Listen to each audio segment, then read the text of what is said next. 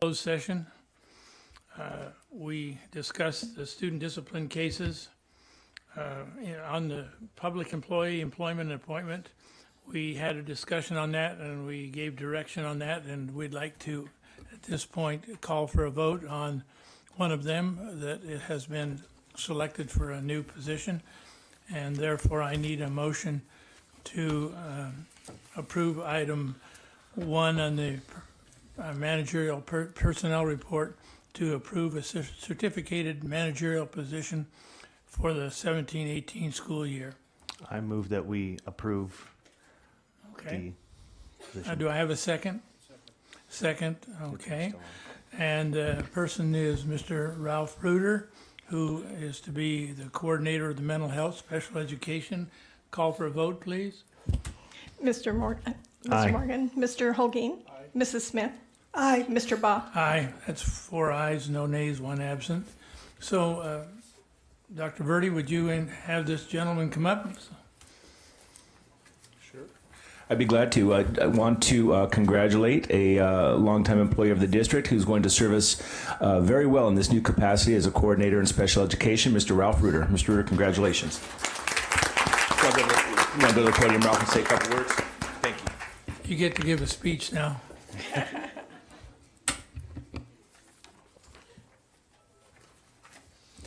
I just want to say thank you to Pam Bender, the Executive Director of the SELPA, to Martin Ricks Kidzior, the Superintendent of the District, and to the Board for affording me this opportunity to help coordinate and extend much-needed mental health services to our special education population.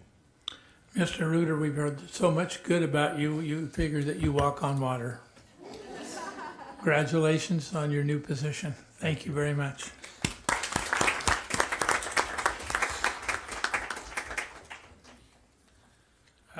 Let's see, I think we've covered everything that we needed to there. For open session, we'll have the Pledge of Allegiance by Anthony Castro. And once we have stood up to do the Pledge of Allegiance, then he has an inspirational thought for us, so remain standing.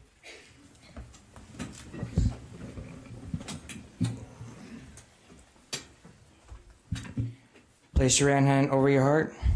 Ready, begin.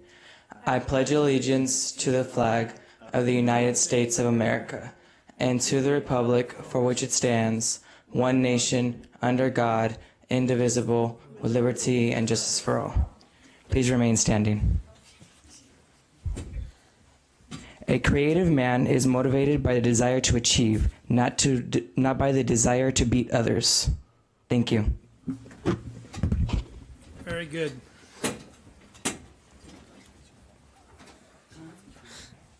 The dates of future board meetings are September the 26th, which is open sessions at 7, regular board meeting, October 10th, October 24th, both of them are regular meetings. November 14th is a regular meeting as well, again 7 o'clock at night. And the organizational regular meeting is on December the 12th, and that is a 7 o'clock meeting as well. Superintendent's report. Thank you, Mr. Baugh. Good evening, everyone. It's really nice to see a lot of administrators here and families and parents and teachers. Thank you for all being here tonight, classified staff, because much of what I'm going to report tonight is a direct result of parent ambassadors and the people that work in our district to support these many projects that we have. Our mission statement, we always start with that, and one of the things we want to remind everyone is that our it's not moving, but it's a PowerPoint, and I'm trying to talk with it, but it's not advancing, and I'm going to keep going. But the mission statement is very important because it's what guides us in all this work that we do. And one of the things we want to make sure is that students graduate from high school prepared to successfully enter into college or career. And many of the things you'll see tonight directly relate to that mission statement. The enrollment continues to climb. I want to thank Tina Dagnall in Business Services, and I want to thank Bob Bruff, who oversees the registration center, because 33,228 kids are enrolled now, and I think that's over the projection, isn't it, Tina? I think it's over it. And this is Tina's first year in our district, and that's quite an accomplishment to project enrollment in a large district like this and be right on like that. So thank you very much. And thank you, Mr. Bruff, for getting them all enrolled with Nicole over there at the registration center.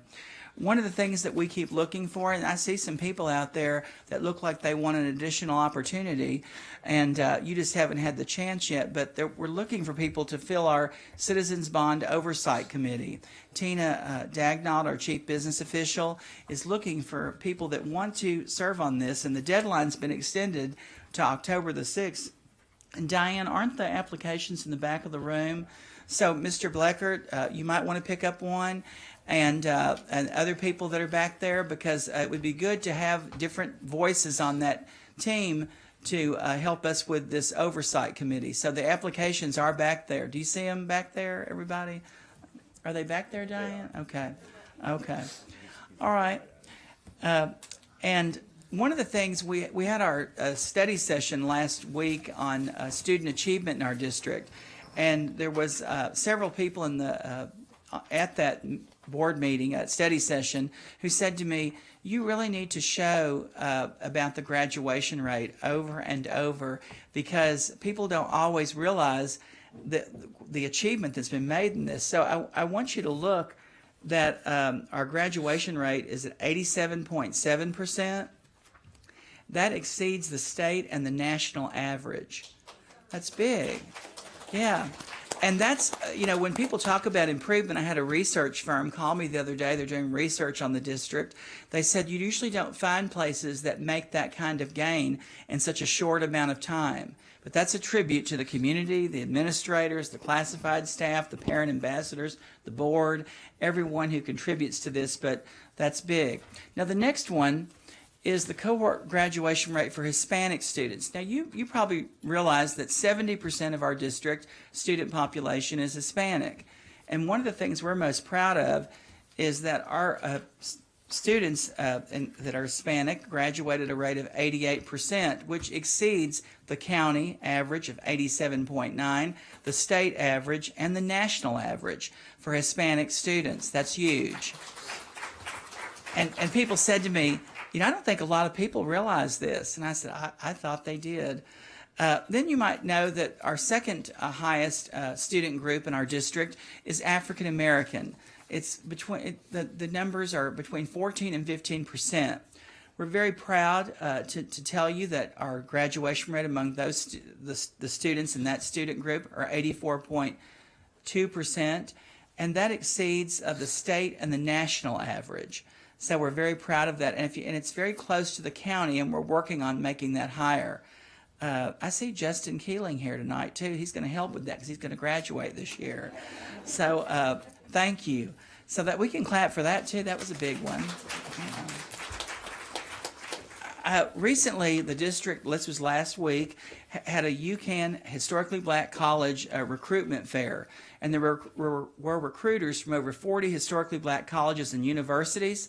And I want you to know that last year, in 2016, the students in this district received more than $6 million in offers and scholarships at that event. And we expect that number to climb to $8 million this year. And last year we had $63 million total in scholarships, but this is one of the events that helps our students get finances to go to college, and they're offered right there on the spot. Was anybody there last week in this group here that was there? Mickey Clowney, thank you. Thank you for, is that Ms. Brown? Thank you for being there. And you were there and saw how many students. Mrs. Smith was there, and Mr. Holguin was there. And the room was packed. In fact, next year it's so crowded that we may have to do something different and have it in a gymnasium and not the commons, but very well attended and very appreciated by the community. There's a video I'd like for you to see that really illustrates what happened there more clearly than what I've shared with you.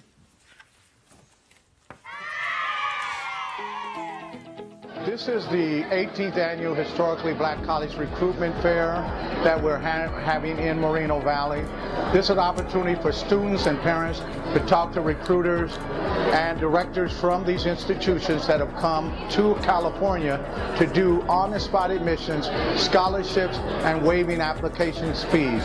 We have 35 or more colleges and universities for giving students firsthand exposure and opportunities to be able to see their dreams realized by being able to get accepted to college on the spot, which is not done that often in California.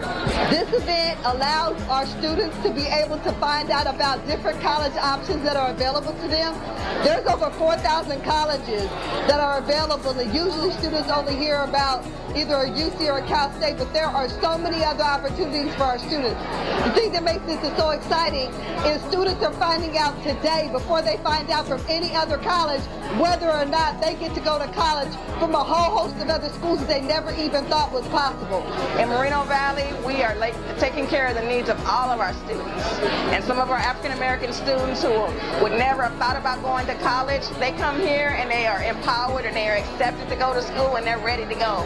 And we do that for them. Well, I felt like it was important because it'll give me an opportunity as an individual to accomplish something that I want to get accepted to college and take my journey along into the college lifestyle and get ready for the mature life and adult life.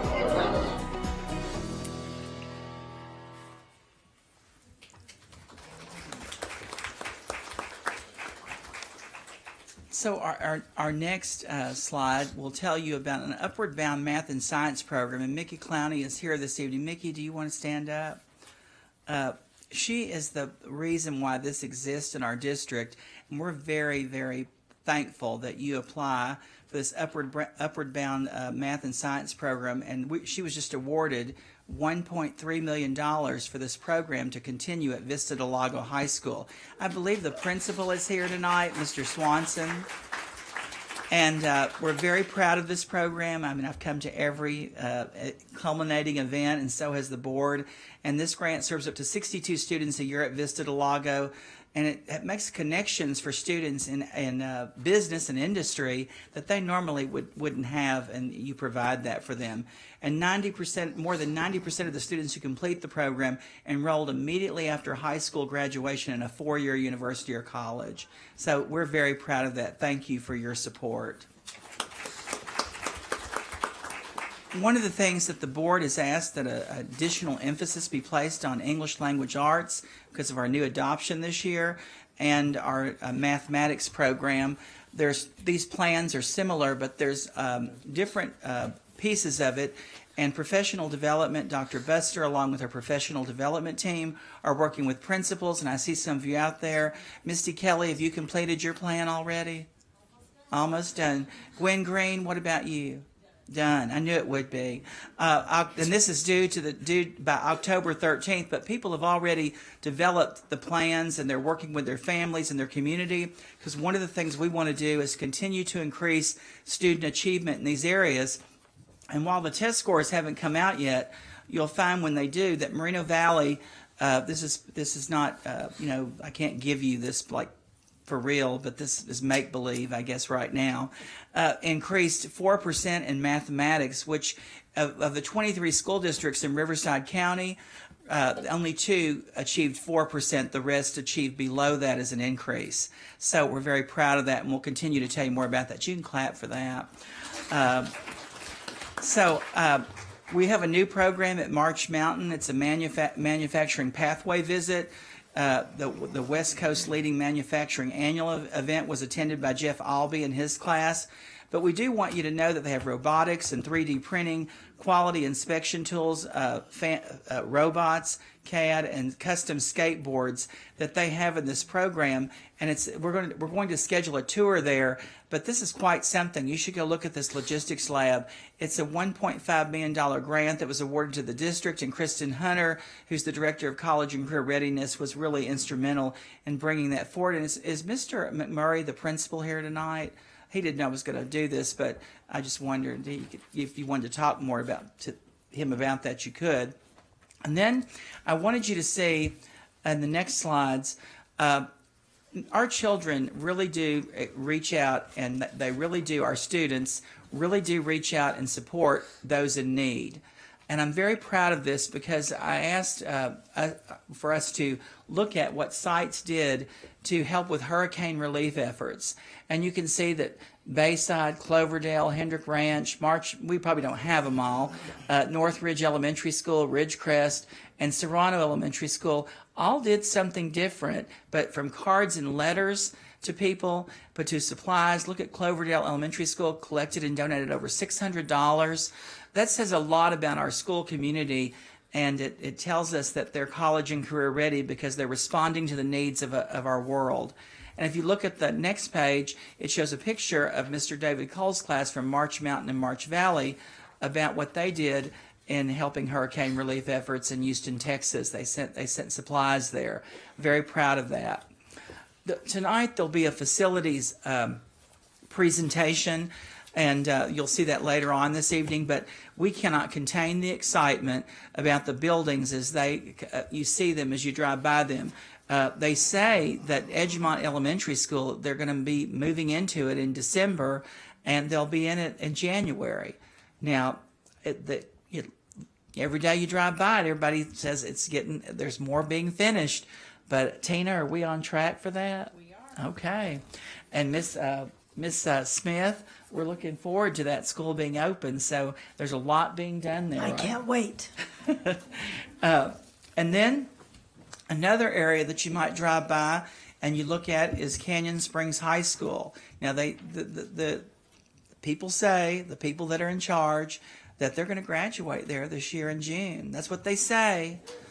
Now, so keep staying out of their way, you people from Canyon Springs that go there, and they'll get more done. Because I know y'all have been inconvenienced, but you've been doing a good job of helping let them get their work done.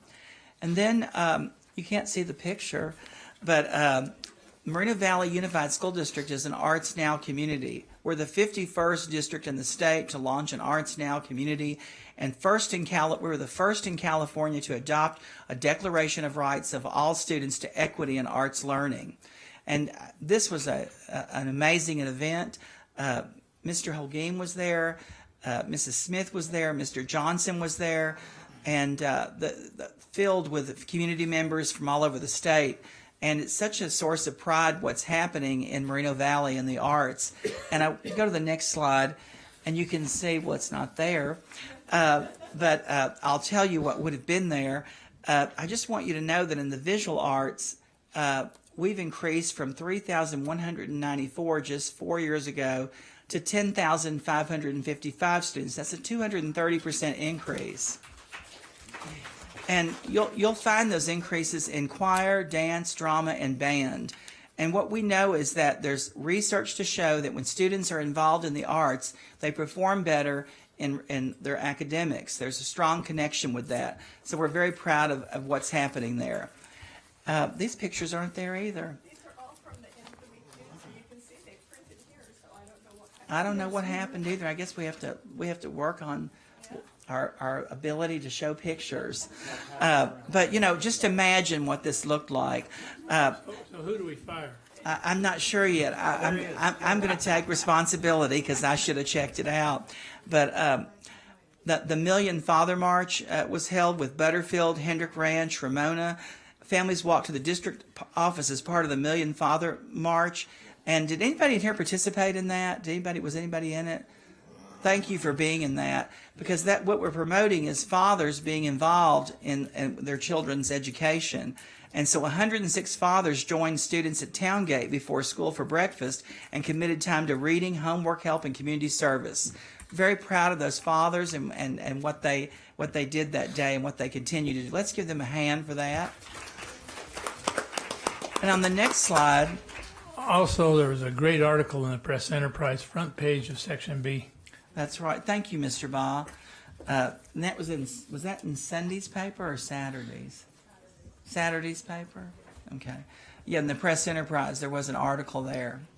So some things you don't want to miss in our district that you want to put on your calendar is our African American Advisory Council meeting is this Wednesday at 6 p.m. in the boardroom.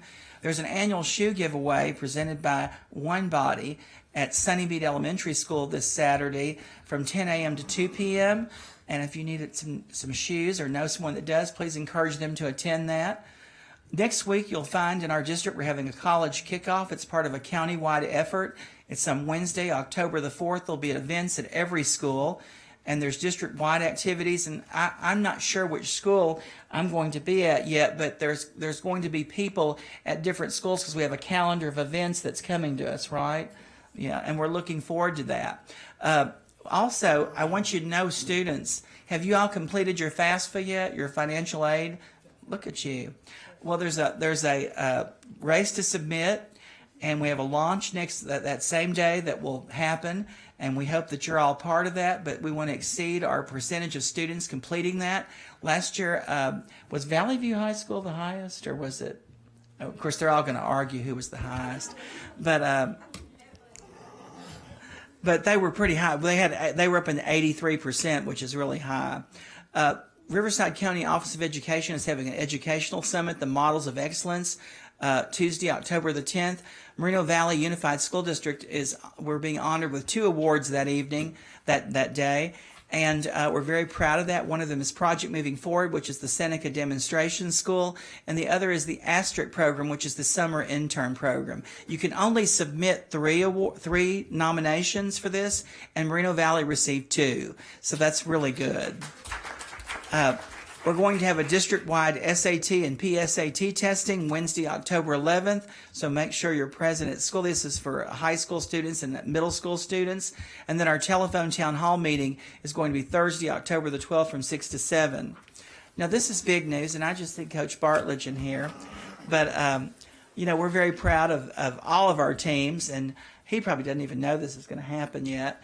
But on Friday, November 3rd is a community football night. We want everybody to attend this community football game. And people are, we're asking feeder schools, departments to all be there. Now, Mrs. Dagnall wants to increase the attendance at Canyon Springs, their game for Riverside Poly. So this is Miss Dagnall. She's going to be there at that game, and she's going to have like a cheerleading outfit on, and she's going to be asking people to come to that game.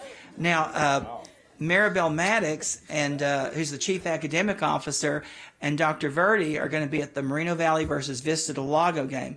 But Maribel Maddox will be on the Moreno Valley side, and Dr. Verdi will be on the Vista del Lago side. So nobody has to switch sides this year. You just stay with them. They're going to try to recruit people and have them there. I'm going to suit up. And he's going to have his helmet on, okay. And then I'll be at the Valley View versus Riverside Arlington game. And Coach Bartledge, did you see that we're going to be highlighted on the radio station, KRQB 96.1, through a new partnership? They're going to be radio broadcasting your game, and that's from Sergeant First Class Kevin Brooks, who's a community partner liaison from the Moreno Valley Recruiting Center. And this is thanks to Mr. Holguin, who took me to a Army recruiting event. Not to be recruited in the Army, but to meet them because they want to do things for our district. And so this is one of their first projects, but they're going to start mentoring, helping with science fairs, and helping, mentor athletes and just do things for us. But this is one of their first things to highlight. So don't you like that, Coach Bartledge? Okay. So last time we were here, some people asked about, it's Hispanic Heritage Month, and we're very proud of the Hispanic students in our district, what they contribute, the leaders in our district. But one of the people that people may not know a lot about is Remilio Ruiz. And, I met his family the first day I became the superintendent. They came to meet with me, and they said they wanted something done in honor of their father. And I couldn't agree with them more what he contributed to our community. So Chris Weddle, who's our new public information officer, put this together as one of his first assignments. And so as we honor Hispanic Heritage Month and celebrate that, please enjoy this tribute to Remilio Ruiz.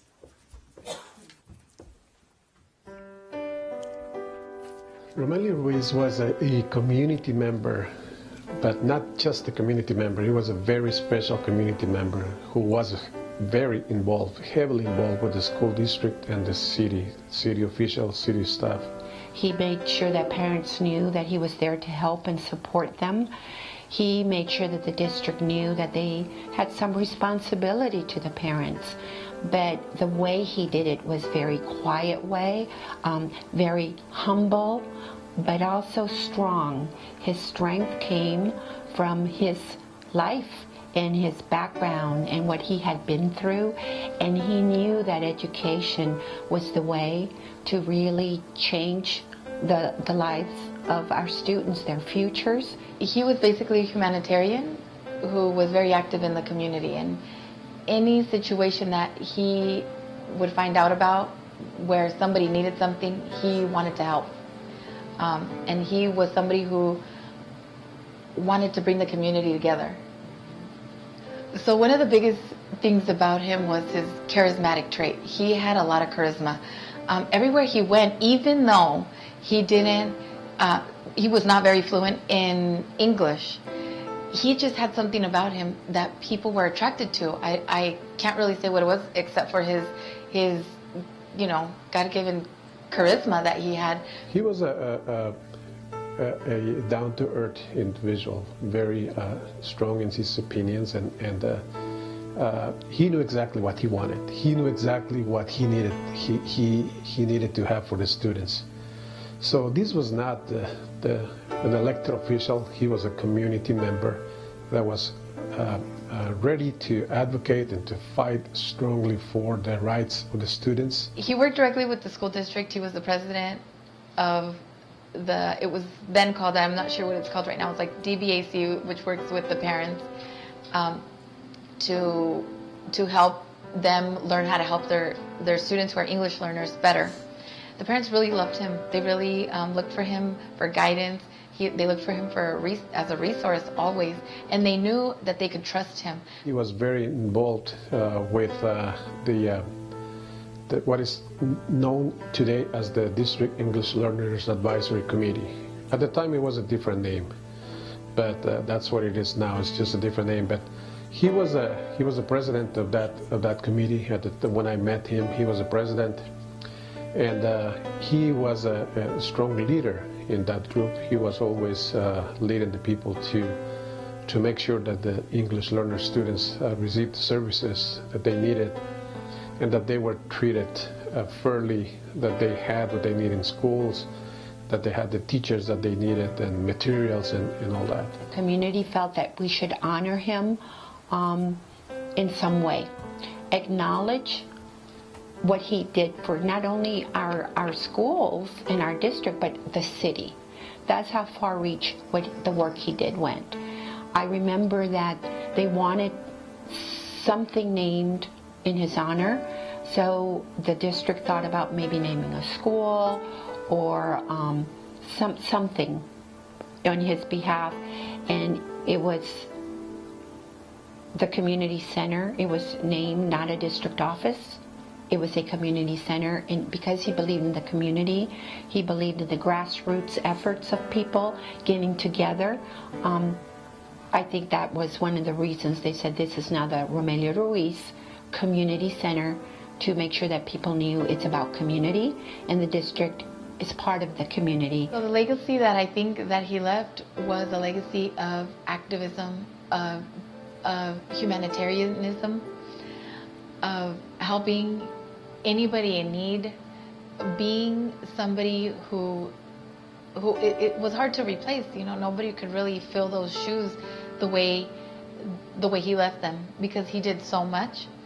But even with that all, his legacy is still there because he devoted so many selfless hours.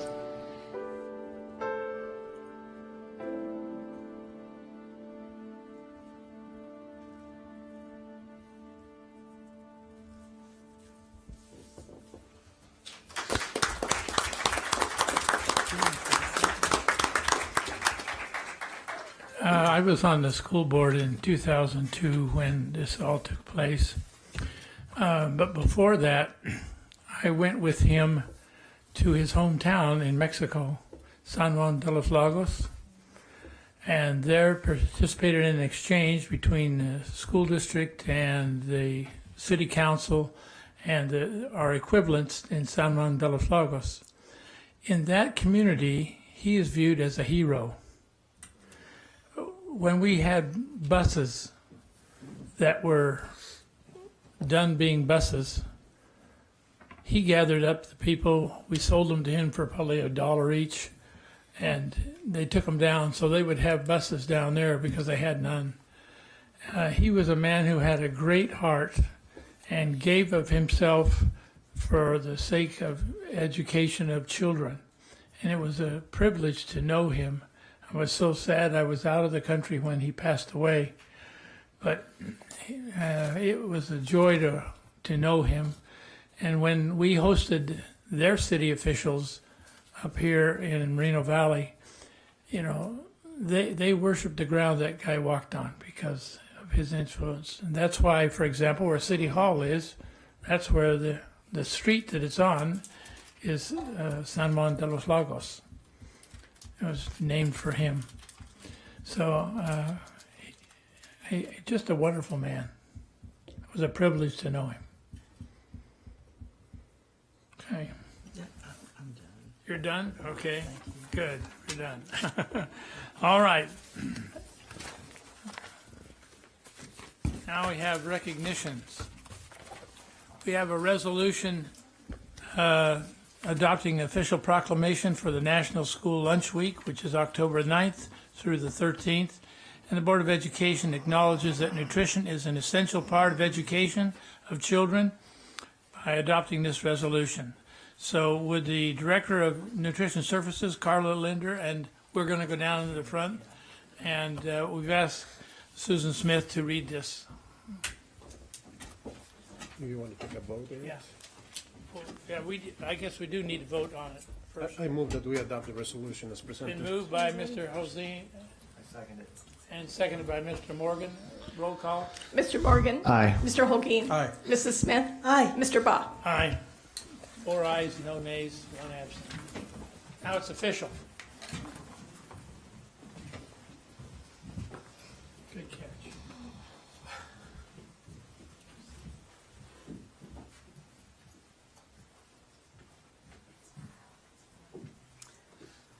So, Carla Linder, our Director of Nutrition Services, I'm happy to have the opportunity to present this recognition to her.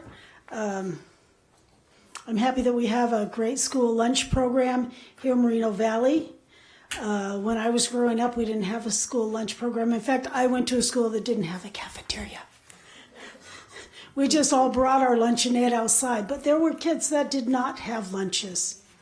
There was one family, they walked home at lunchtime every day and walked back. And it was only after I was an adult that I figured out that the reason that they left campus and came back was because they didn't have any lunch. So I think it's important to make sure that all of our children have nutrition and have something to eat. And the school lunch program has served our nation for over 60 years, and the need for it is greater than ever. According to a study by the Southern Education Foundation, 55% of all American students now qualify for free and reduced price meals. Here in our school district, that number is much higher. Approximately 82% of students qualify. We recognize that it's much easier for a child who's been fed to pay attention in school, and children who are getting proper nutrition learn and achieve more. We also recognize the staff of nutrition services who meet the daily challenge of providing lunches to our students. So with this proclamation tonight, the Moreno Valley Unified Board of Trustees expresses its enthusiastic support for the week of October 9th through the 13th as National School Lunch Week. School lunches makes a positive difference in students' lives and supports the important work that we do. So again, thank you for all that you do.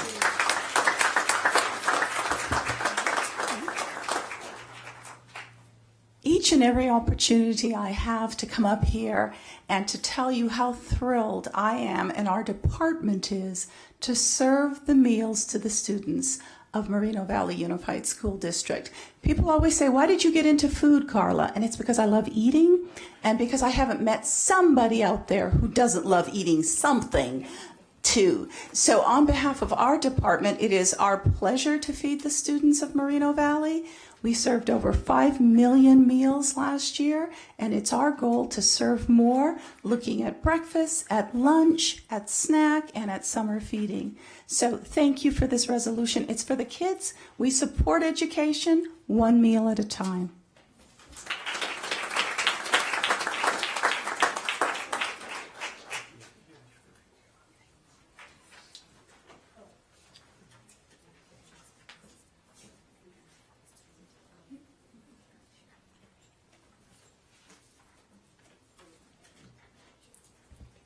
Good evening. It is my pleasure and honor to do staff and student recognitions tonight.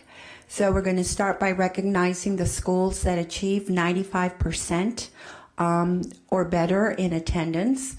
So schools, when I call your name, if you're here as a principal, as an administrator, or the staff, it would be great if you could come up.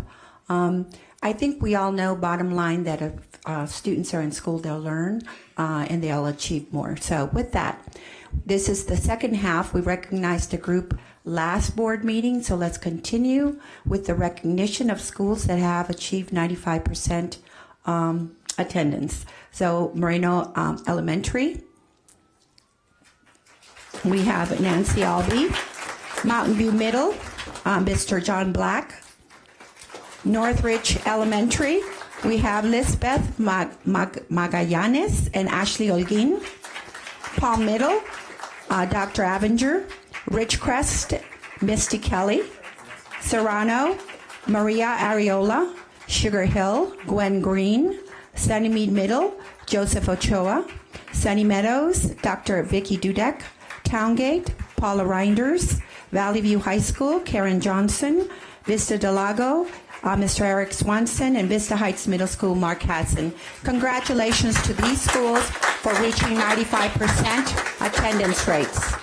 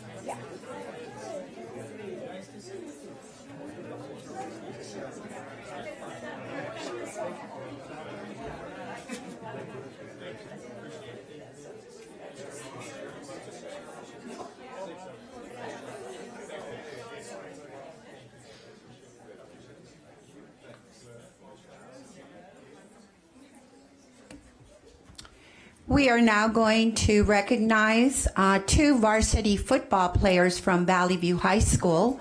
So at this time, I'd like to ask Ms. Johnson to come back up, and Coach Bartlett, if you could come, head varsity football coach for Valley View. We're going to start by acknowledging Robert Hireman, wide receiver, senior at Valley View High School. He was recognized by the Press Enterprise as the 2017 preseason all-area team.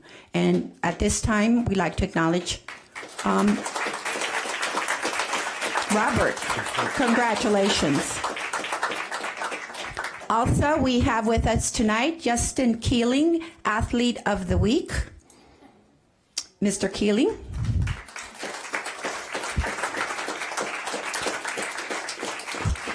He was recognized by the South Cal Prep Legends website as Athlete of the Week. He set career highs with 43 carries, 326 rushing yards, and 5 touchdowns to help Valley View to a 49-22 victory over Hemet. Keeling's big night helped him surpass the 4,000-yard mark for his career. And Mr. Heineman, I don't know if you have any stats you want to share. Because that's right. You got to do that. I just want to take a minute and talk about these two young men.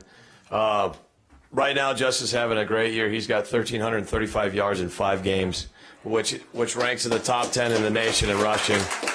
Not only that, he's a young man who has a 3.0 GPA. Robert Hireman's one of the stat leaders in Riverside County. He has 32 catches with almost 400 yards at this time. And he has a 4.5. I believe he's ranked number 7 in the class. So these are two outstanding young men who we're very proud and very appreciative that they're in our program.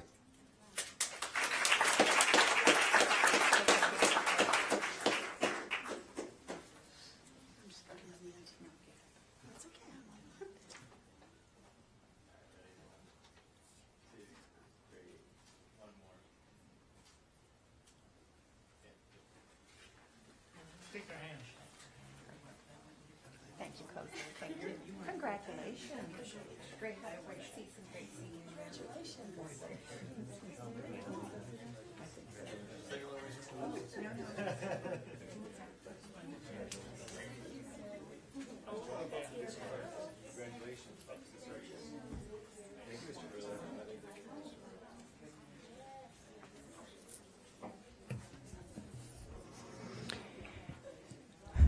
We now like to continue and acknowledge, and you saw this person in the superintendent's PowerPoint, and she does many, many things for our district. This is one of the programs that she oversees. So officially, Ms. Mickey Clowney, would you please come on up to be recognized?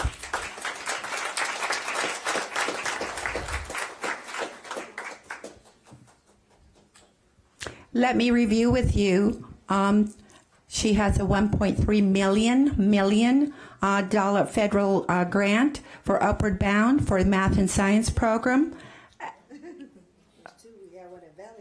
And one at Valley View too, with lots more money for Upward Bound. And Mr. Swanson, one more time, if you'd like to come up here for Vista del Lago for Upward Bound. And you can name. Oh, I can say a few words.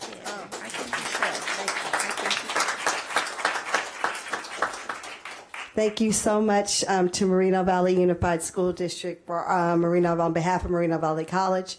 To be able to continue partnering with Moreno Valley Unified School District. As they said, we are excited to have him being renewed for another 5 years with the Upward Bound Math and Science program, but we're equally excited that in addition to that opportunity at $1.3 million, we also got another $1.3 million at Valley View High School. To be able to do 5 more years. So we're excited that the TRIO program is in partnership with Moreno Valley, and we know that it would not be possible without the support of our wonderful superintendent, Dr. Keziora, and Ms. Maddox, with our wonderful principals, with Mr. Swanson, with Ms. Johnson, and with the wonderful Moreno Valley community. So on behalf of Moreno Valley College and the families in the TRIO program, TRIO works, and thank you so much for being awesome.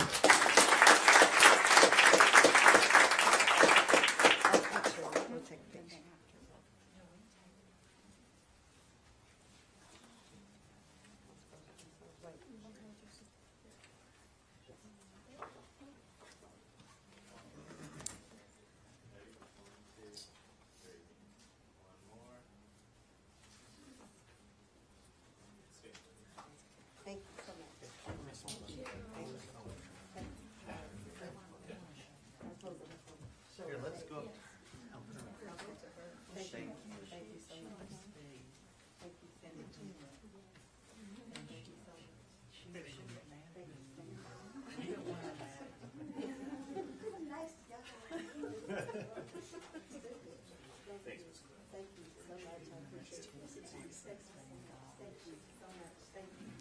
Okay, so total, that's $2.6 million. Thank you, Ms. Clowney. Thank you.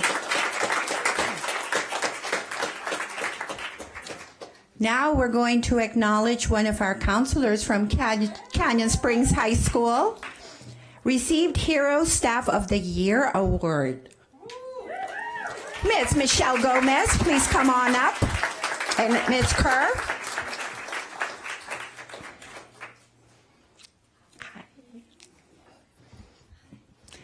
The board would like to recognize Ms. Michelle Gomez, Canyon Springs High School counselor, who was selected by the Riverside Medical Clinic Charitable Foundation as Hero of the Year for her anti-bullying campaigns.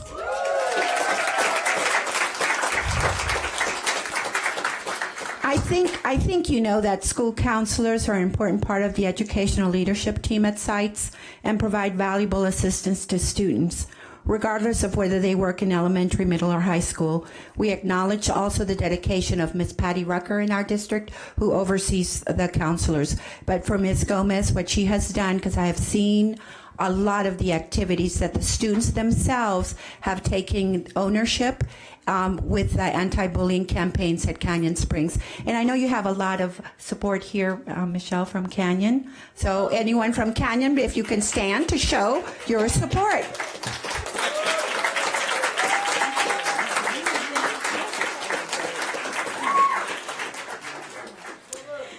Thank you. I'm deeply honored to receive this award. More importantly, it brings light to anti-bullying. And of course, I could not make this kind of impact within the community and our school district without my amazing students. So if you're here, I know some of you are videoing, but please come up for a picture and recognition.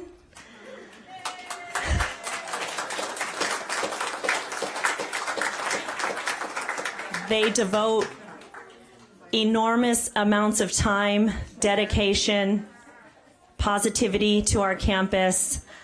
I would also like to thank my co-advisor, Francis Rose, my colleagues, district personnel, and of course my family members for supporting all of our efforts for anti-bullying. Thank you.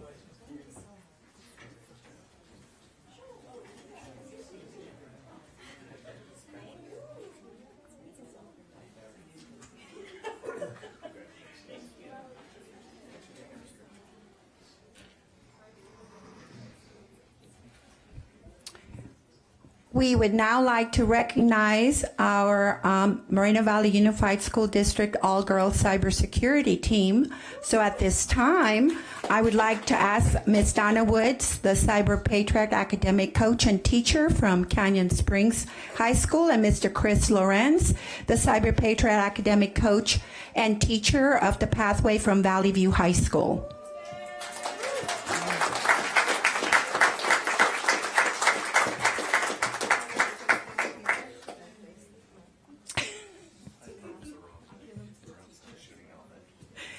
The all-girl team representing our districts, They're enrolled in a rigorous ICT sector STEM interdisciplinary pathway utilizing information technology networks and virtual environments.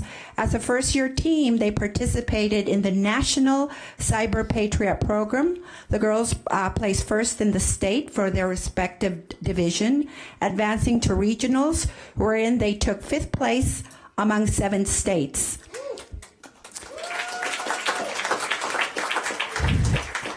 Now, each of these students, they've earned 12 articulated college credits and have attained college admission already to Cal State San Bernardino Cyber Technologist degree program. That's a big deal. Yeah. Congratulations. We are truly proud of their leadership, work ethic, and achievements. And they were recognized on the floor of the State Assembly in the Senate in Sacramento. So let me introduce to you the all-girl cybersecurity team from Moreno Valley Unified School District.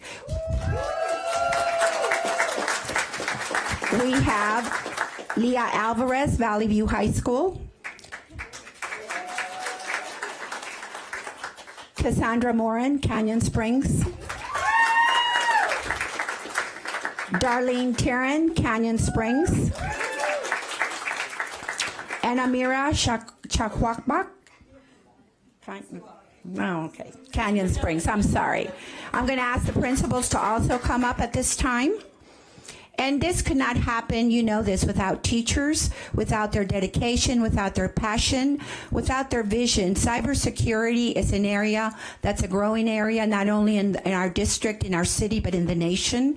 And it's now a degree. It's at Cal State San Bernardino. And I do know that Ms. Woods and Mr. Lorenz were heavily involved in that. So thank you so much for your work on the cybersecurity team. Thank you.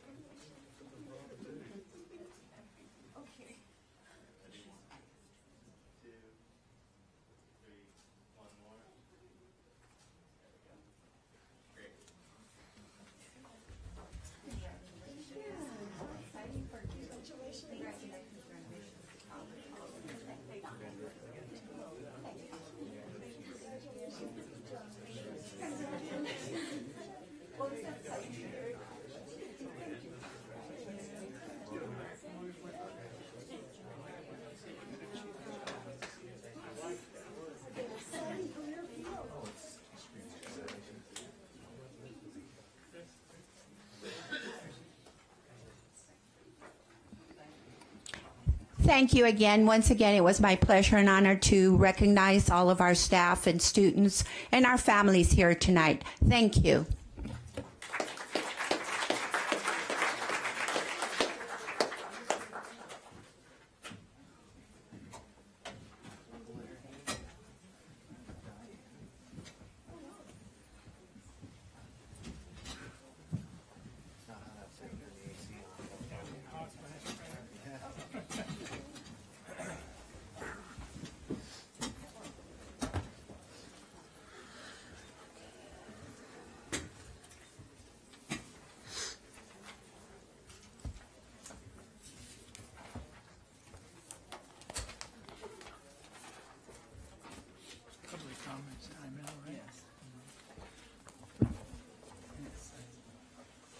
We are very proud of our students and those teachers who work with those students, that they can excel as well as they do. We now will go to staff responses and public comments made at previous meetings. Are there any? No. Okay, then public comments on the agenda items. I have one. Any person requesting to speak on any item on the agenda may do so at this time. Individual speakers will be allowed 3 minutes. And if it's in Spanish or other languages, the time is doubled. So I have only one, Joy Lynn Neal. Joy Lynn's not here? During the public hearing, okay. Then on non-agenda items, The Board of Education encourages public comments. During this section, staff may briefly respond to statements or questions or may ask questions for clarification. The board may refer to staff or other resources for factual information, direct staff to report back at a subsequent meeting, and direct staff to place the topic on a future agenda. If someone wants to lodge a complaint against an employee, the appropriate form may be obtained at any school or here at the Community Education Center. Again, individuals will be allowed 3 minutes unless it has to be translated, then it's doubled. Okay, the first one is Tina Marquez.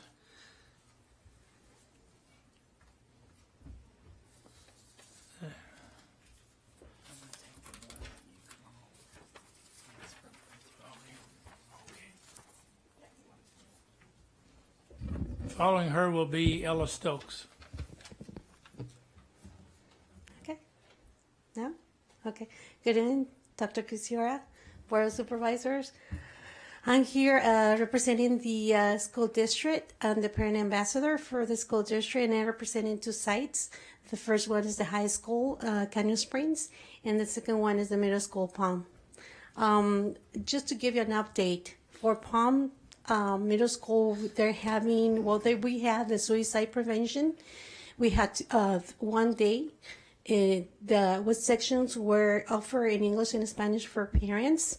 And also we had the family computer night. The family computer night were for those parents that don't have any internet at home, and also help other students for the work that had to be done on that night, specifically for example, Khan Academy, and also to show the parents that we have homework resources and where to go, the website for Palm Middle School. Also, we have different clubs for the Palm Middle School that are being offered to the students during the lunch. They're having the world culture, they have robotics, they've been offering even the Bible club, they have a STEAM club, so they have a different class, they have intervention also for those students. We have the yearbook club. So the Palm Middle School has been offering all type of clubs for the students during lunch. They also have a juice for the library that they can go in the morning. So one of the I observed is they have the 100-mile club. The 100-mile club, it's for the students that to go and walk or run miles, but also because of the weather, they've been offering during the morning. So they start walking at 7:15. That increased a lot of attendance for the students. I had the opportunity to go on one of those days, and I saw a lot of students walking and running, and they were really excited to get to school early so they can do their miles. So that also engaged the parents to bring the kids early and less traffic for all the parents. I think it was a very awesome idea to have the mile club in the morning. For another update for the Canyon Springs, they're going to have the parent seminar series from September to May next year. Oh, someday.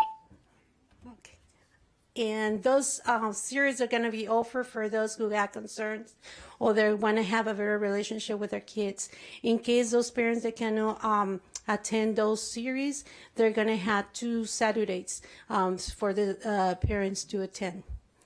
So that I think that'd be it for my updates. Thank you so much for listening. Thank you very much for your comments. Thanks. Okay, Ella Stokes, and on deck is Dr. Smith.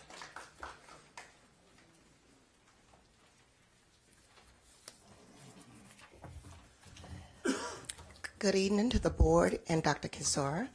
I'm reporting from Landmark Middle School. I'm here tonight to give a brief update on what's going on at our school. We will have our first AVID parent meeting starting Thursday, September 28th from 5:30 to 7 p.m. Our English Learning Parent Workshop has the highest rate for attendance this school year. The Landmark Middle School staff is now in collaboration with Vista Del Lago High School to help students transitioning at the end of the year to better prepare as they enter another level of education. Our first APAC meeting will be held on Wednesday, from 5:30 to 7 p.m. We are excited to share information to our parents and at that same time acknowledge our students for outstanding achievement with a grade point average of 2.0 and above. At Landmark, we have a code of honor established at our school, and it was presented one week, the first week we was in school. They had the auditorium filled with the students trying to honor the code of honor. The code is established and it represents honesty, outstanding, nobleness, organization, and respect. The data shows as of today that out of 1,126 students at our school, 97% has never received the office referral for any deficits. That means that 1,097 students are standing by the honor code, and they're teaching the other ones, which is 3% that is coming in, how to obey and represent the code for the school. And I thank you for your time. Thank you very much. Dr. Smith, followed by Mr. Cantinero. Hello, Board. And Dr. Ketziora, I'd like to introduce myself. I am the STEM Director for Moreno Valley College. I'm also the Director for the SMIC bus, which is the STEM Makerspace Innovation Center. So it's a mobile innovation center.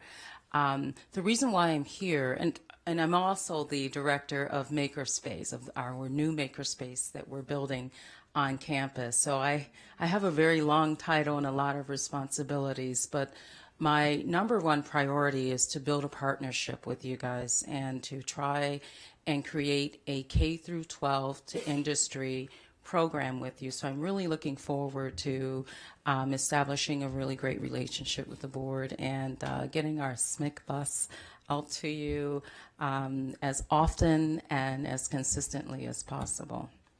So thank you very much for this opportunity for allowing me to introduce myself. Appreciate it. Jorge Quintero, followed by... Oh, one more thing. Oh. I'm also a parent.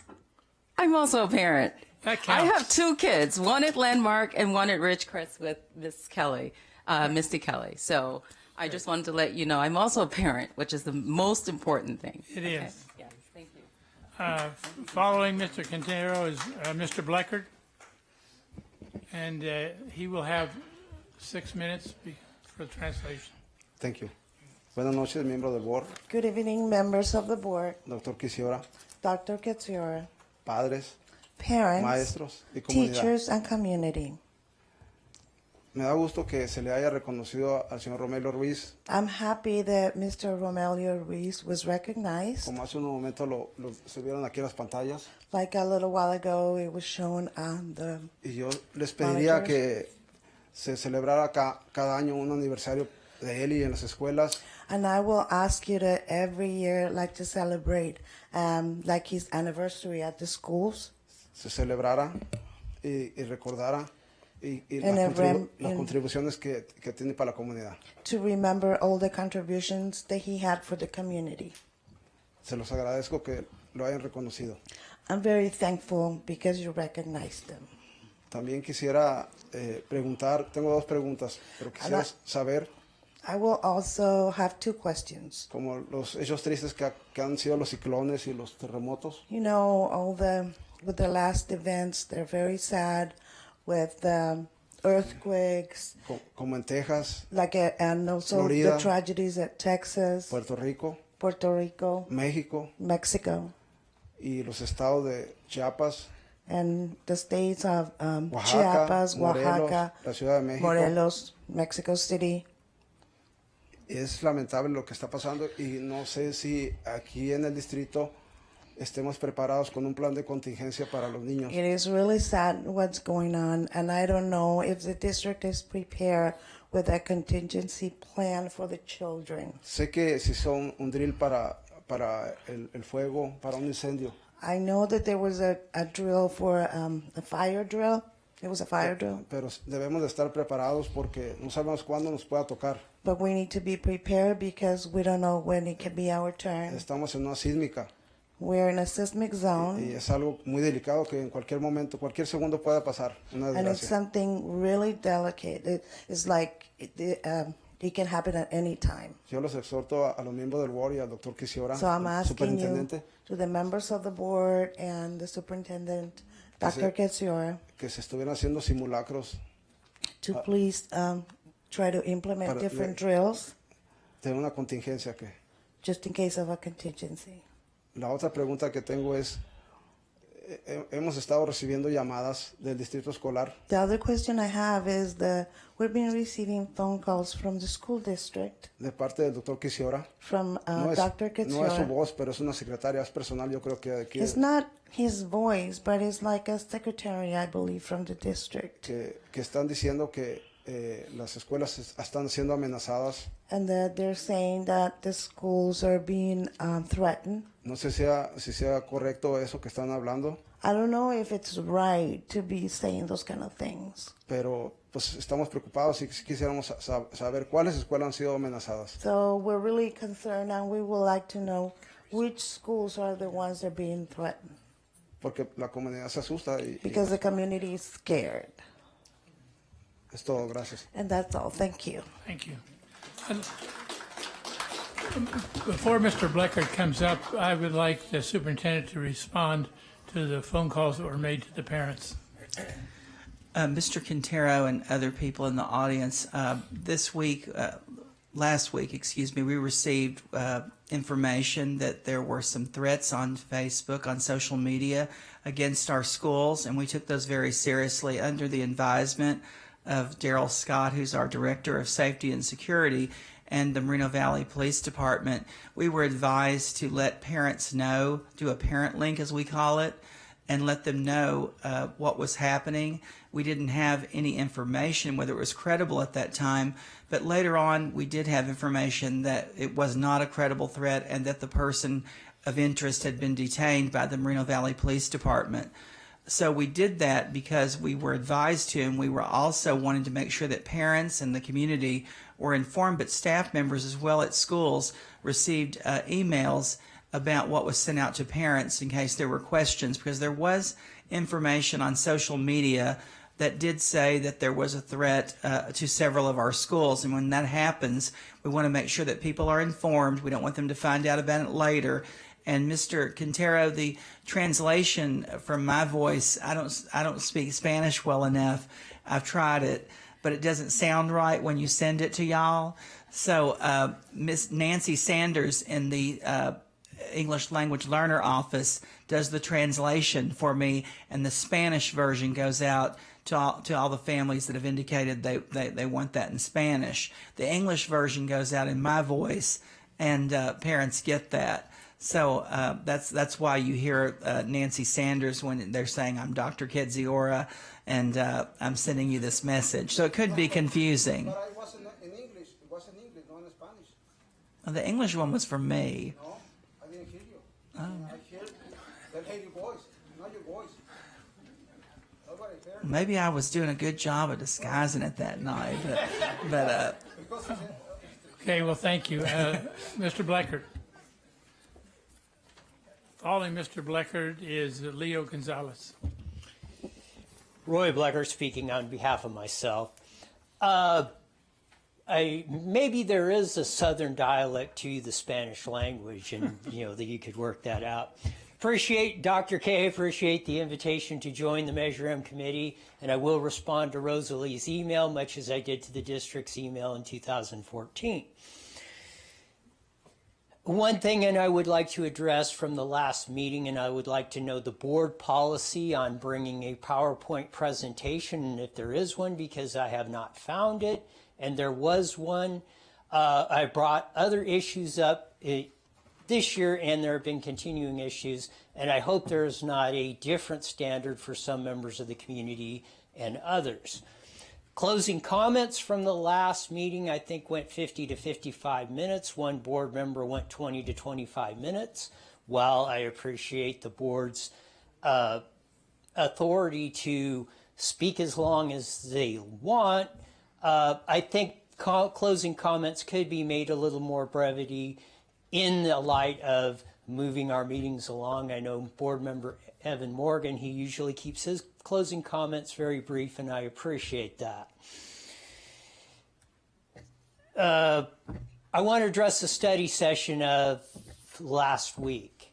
And I appreciate finally that we got streaming, because it's very difficult to be physically in two places at one time. And I was at the city council meeting, so it did afford me the ability to watch the study session at a later time and at my convenience and anybody else's convenience. So I think that's a good thing. That's a good thing that's coming from streaming and archiving your public meetings. Now, to address the study session, a few positives of it. I've seen them, as I understand it, and I know the CAS scores are preliminary, but the math scores went, from 83 to 79% where our students are not meeting the standards. I believe the English standards went up 1% from 69 to 70. We'll see what the final numbers are. And the math scores did look good on the elementary side, but I have a concern from the junior high to high school levels that they were flat and declining. So I think those and other issues need to be brought forward, because there's been a lot of issues up here and a lot of ways to look at things. Charter schools need to be looked at. It's another way to provide education facilities in the future. Our facilities need to change. Logistics is probably the biggest and the fastest growing employment opportunity, and we need to expand that program proficiently so we are providing our kids for the jobs that are in the future. We all need to start working at this in the future for a better future for Moreno Valley. Thank you. Mr. Gonzalez, followed by Jose Chavez.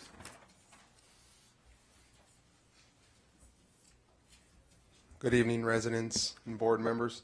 I was just informed of the reason Mr. CJ is not here, so those of you that know him, if you could give him my best wishes. I know that we find ourselves at opposite ends sometime, but I don't wish ill will on anybody, so please wish him my best whenever you see him.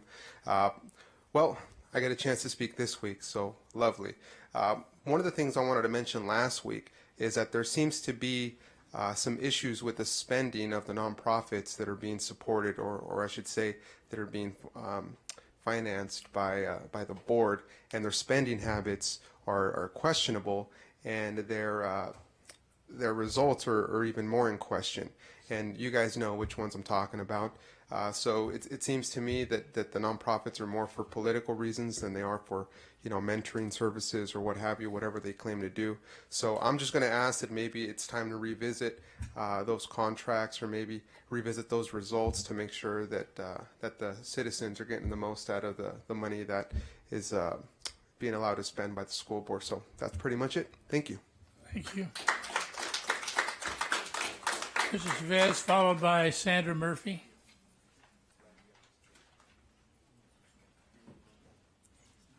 Not here.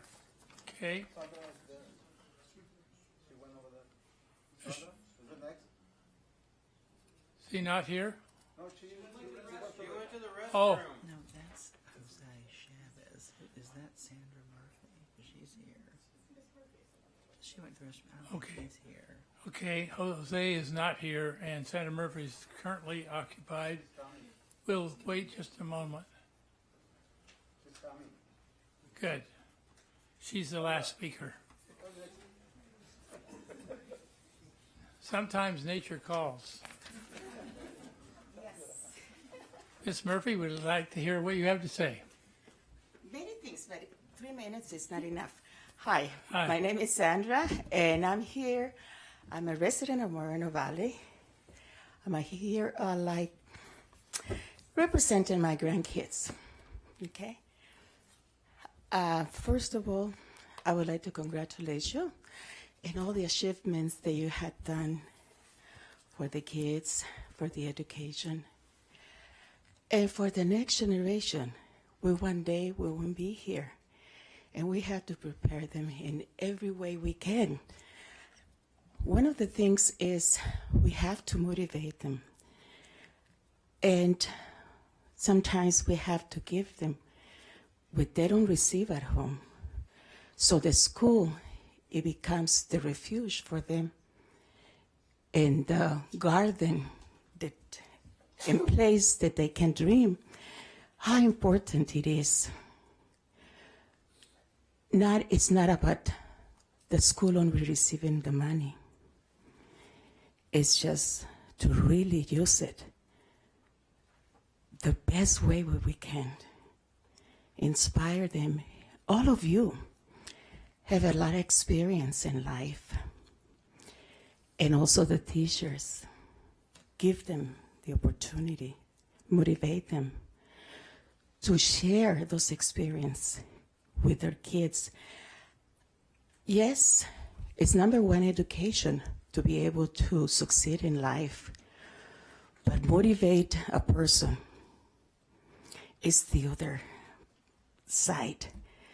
If we want to have good citizenship in every person, we have to do it the best way we can. If you give food to someone, but you don't give water, they will shock.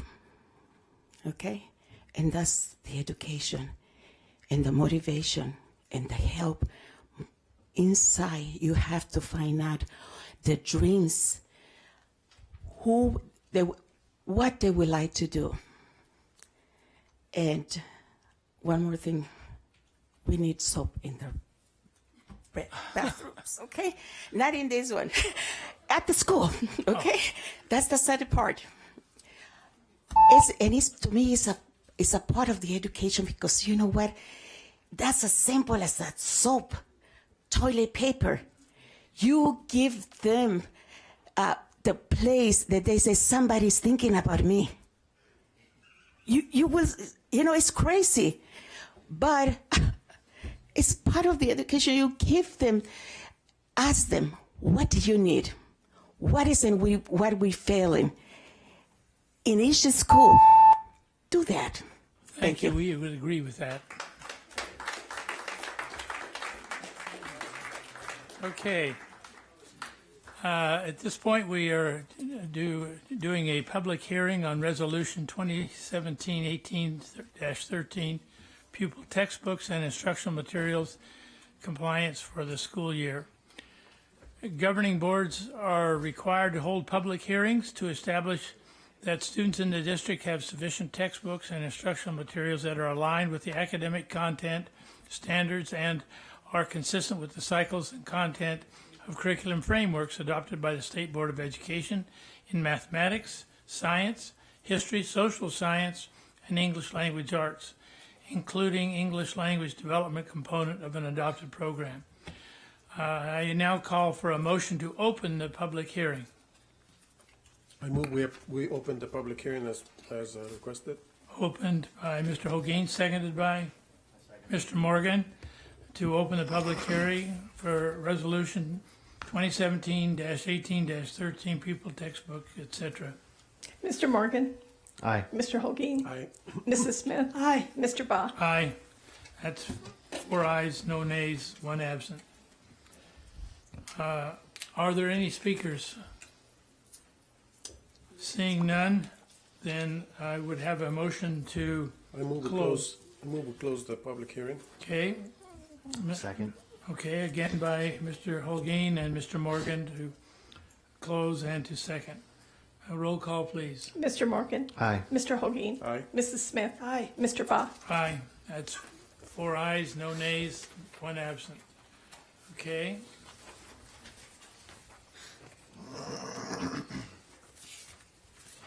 Next, we have the adoption of 17, 18, 13 pupil textbooks. Are there any comments from you, Maribel?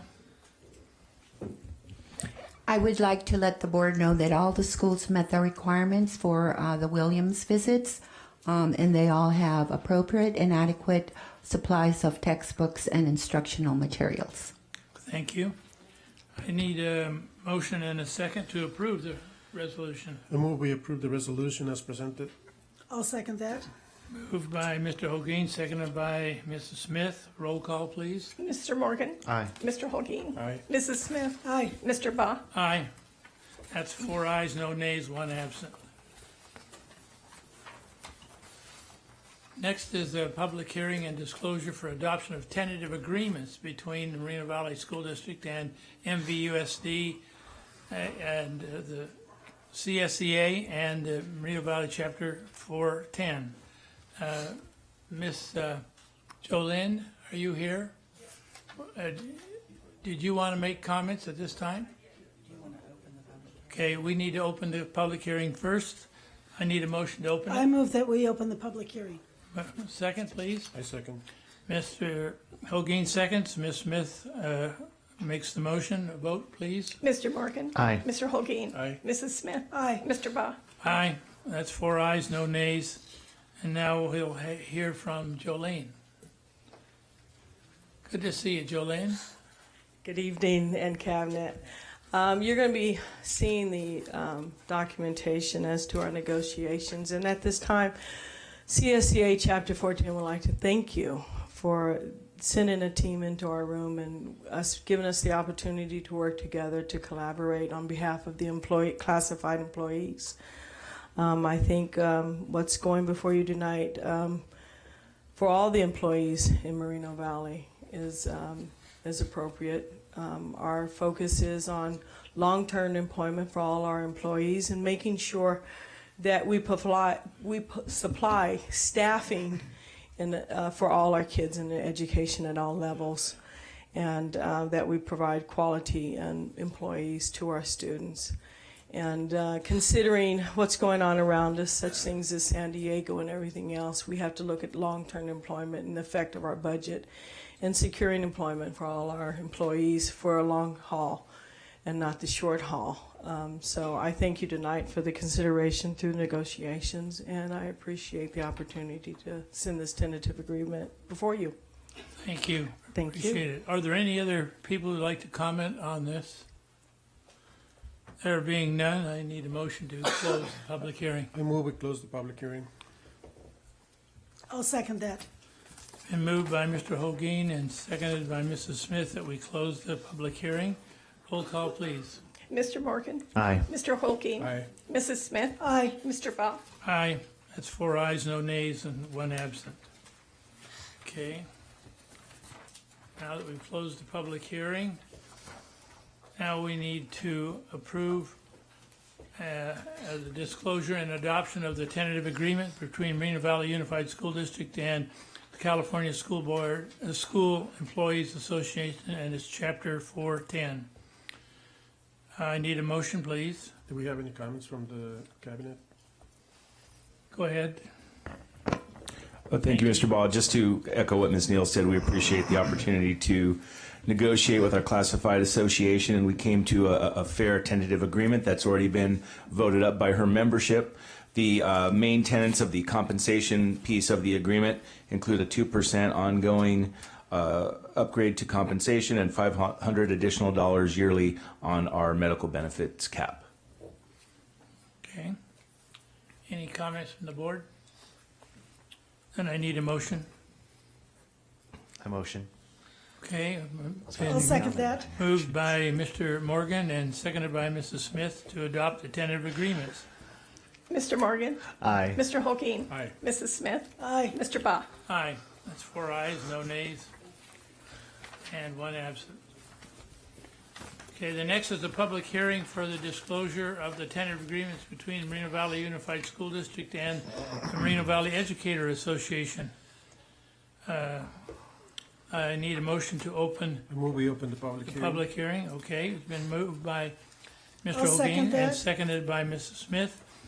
Roll call, please. Mr. Morgan. Aye. Mr. Holguin. Aye. Mrs. Smith. Aye. Mr. Baugh. Aye, 4 ayes, no nays, and 1 absent. Are there any speakers to speak about this? There being none, Dr. Verdi, would you like to comment on this, please? Thank you, Mr. Ball. Again, similar parameters to this particular tentative agreement with our Teachers Association as I described with classified. And again, just looking overall at the numbers and what we were able to negotiate with both associations, It keeps us fiscally solvent, but it also allows us to remain competitive in the areas of compensation and benefits, allowing us to continue to attract and retain the top professionals that we need in these positions.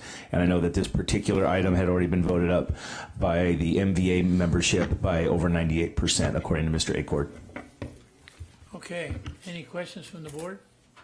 Comments? But I'd like to move to close the public hearing. All right. Yeah, I'll second Public hearing's closed. Excuse me. Mr. Holguin has Motion. provided a motion to close that public hearing and seconded by Mr. Morgan. Roll call, please. Mr. Morgan. Aye. Mr. Holkeen. Aye. Mrs. Smith. Aye. Mr. Baugh. Aye. 4 ayes, no nays. Closes. 1 absent. Okay, next is page 51. So we need to. We need to make a vote now to approve it, We need to approve or it. not. Yeah, that's on 51. And So that'll be item F6, Mr. Ball. F6. I'd just like to make a comment. I appreciate Dr. Verde specifying that this allows us to stay within our budget and also at the same time be able to maintain qualified certificated personnel to work in our schools for our students. Is that correct? Thank Okay. you. Any other comments?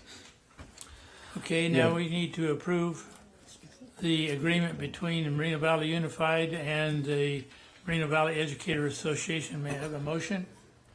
I move that we approve the tentative agreement. Okay, it's been moved by Mrs. Smith, seconded by One second. Mr. Holguin. Vote, please. Mr. Morgan. Aye. Mr. Holkeen. Aye. Mrs. Smith. Aye. Mr. Baugh. Aye, that's 4 ayes, no nays, and 1 absent.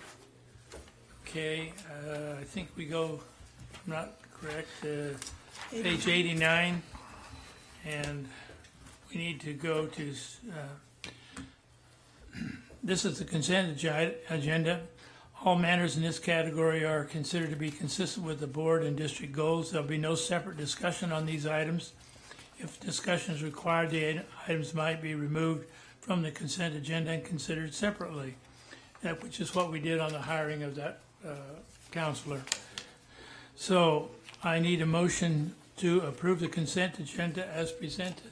I move we approve the consent agenda as presented. I second it. Been moved by Mr. Holguin, seconded by Ms. Smith. Roll call, please. Yes, can I make just a point? Is as amended because we did take off the one item Right. from the consent agenda. So you have to Which say item? as amended. We Which took off item? the approval of the council of the Mental health mental coordinator. health professionals. And we moved it up Okay, to the front. okay, got it, yes. As amended, yes. Thank you. Mr. Morgan. Aye. Mr. Holkeen. Aye. Mrs. Smith. Aye. Mr. Baugh. Aye, that's 4 ayes, no nays, and 1 absent. Okay, it says go to the yellow tab. That's on page 143. Am I on schedule here? Thank you. All right, this is the approval of bylaws 9121, 9220, 9230, and 9400. I believe that we saw these items last board meeting, and that's when they were simply made public. It's page 143. Oh, I'm on 166. Okay. And the summary is there. It's small changes made to each of the roles. One of them is to the president of the board. The second one is the governing board elections, and we are in compliance with the new law. The 9230 has to do with orientation of new board members, and 9400 is board self-evaluation, which we did about a month ago. So this is the second reading and approval. Are there any comments from the board? Do we have a comment from the superintendent? Comment from the superintendent? No? This is our action. Okay. Okay, I need a motion to approve it. Okay, I move we approve the updates to board bylaws 9121, 9220, 9230, and 9400 as presented. Been moved by Mr. Holguin, seconded by I'll second that. Mrs. Smith. Roll call, please. Mr. Morgan. Aye. Mr. Holkeen. Aye. Mrs. Smith. Aye. Mr. Baugh. Aye, 4 ayes, no nays, 1 absent. Okay. Okay, it's done. Okay, do we go to 166, student discipline cases? No, H1B on 157. 157? 50. But didn't we just vote on that? Oh, it was. Okay, do you want to talk about that? I can. I want you to. This is a second reading, and it's the approval of these board policies as updated through CSBA language, and to make our district current and compliant with what current language is in CSBA, California School Boards Association. Board policy, the first one talks about the vision of the district relating to our LCAP, which our LCAP is aligned with our district's strategic plan, and the LCAP are aligned in the district vision and mission statement. The second one talks about philosophy on student achievement and the importance of professional development for staff and the board, their responsibility for professional development, and the board's responsibility to engage in advocacy and the link between financial stability and attainment of the district goals. The third one is about the evaluation of the superintendent, and that's done by the board, and the board is compliant in these areas and does follow these. And what we're doing tonight is updating this language to make it current. Thank you. Any discussion or comments from the board? If not, I need a motion to approve. I move we approve the updates to board 0000, 0100, 2140, and delete administrative regulation 0000. I second. Okay, been moved by Mr. Holguin, seconded by Mr. Morgan. Roll call, please. Mr. Morgan. Aye. Mr. Holguin. Aye. Mrs. Smith. Aye. Mr. Baugh. Aye. 4 ayes, no nays. Motion carries. 1 absent. Okay. Let's see. On the student discipline cases, isn't that on the consent agenda? Is that separate? We Still vote on it? Okay. I move we approve actions on student disciplinary cases as presented. Okay, a second, please. I'll second that. Okay, moved by Mr. Holguin, seconded by Mrs. Smith. Roll call, please. Mr. Morgan. Aye. Mr. Holguin. Aye. Mrs. Smith. Aye. Mr. Baugh. Aye, that's 4 ayes, no nays, and 1 absent. Okay, this is the second reading and approval of the board policy 5141.52, suicide prevention and administrative regulation 5141.52, suicide prevention. The board policy was brought forward to the Board of Education for first reading and review and discussion on September the 12th. And now it's time to do the second reading and approval. Are there any comments or questions from the board? Hearing none, can I have a motion, please? I move we approve and adopt board policy and administrative regulation 5141.52, suicide prevention as presented. I'll second that. Moved by Mr. Holguin, seconded by Mrs. Smith. Roll call, please. Mr. Morgan. Aye. Mr. Holguin. Aye. Mrs. Smith. Aye. Mr. Baugh. Aye. 4 ayes, no nays, and 1 absent. And this one is the second reading and approval of board policy and administrative regulation 6141.1, sexual health and HIV/AIDS prevention instruction. This was brought forward on first reading on September the 12th. Are there any comments or questions from the board? Then I need a motion to approve it. I move we approve and adopt board policy and administrative regulation 6142.1, sexual health and HIV/AIDS prevention instruction as presented. Okay, second? I'll second that. Okay, by Ms. Smith seconds it, and Mr. Holguin prefers the motion. Roll call, please. Mr. Morgan. Aye. Mr. Holguin. Aye. Mrs. Smith. Aye. Mr. Baugh. Aye. 4 ayes, no nays, and 1 absent. Next is the second reading and approval of board policy 7212, Melrose districts. I must have missed it. Oh, yes. Wasn't a tab. Okay, Diane, there wasn't a tab there. Okay. This is on page 189, the resolution 2017-18 16, I think that 17 should be, oh, is it 18, 16? 17, 18, 16. Okay, this is the board member absence, Mr. Morgan. I need a motion to approve this resolution. I move we approve resolution 2017-1816 as presented. I second it. Been moved and seconded by Mr. Hogan and Mrs. Smith. Roll call. Mr. Morgan. Abstain. Mr. Hogan. Aye. Mrs. Smith. Aye. Mr. Baugh. Aye. 3 ayes, no nays, and 1 abstention and 1 absent. Okay, thank you. Okay, now is the second reading and approval of board policy 7212, the Mello-Roos districts. This was presented at first reading on September the 12th. It's been updated to reflect the new law, which requires agency to form a community facilities district and to post specific financial reports on its website. It also expands additional requirements regarding the submission of a petition to form a CFD, timeliness for procedures to form one, consistency with the district's debt management policy, attendance priority for students within the CFD, and procedures for levying special taxes or incurring bond indebtedness. This being brought back for second reading and approval. Any questions or comments?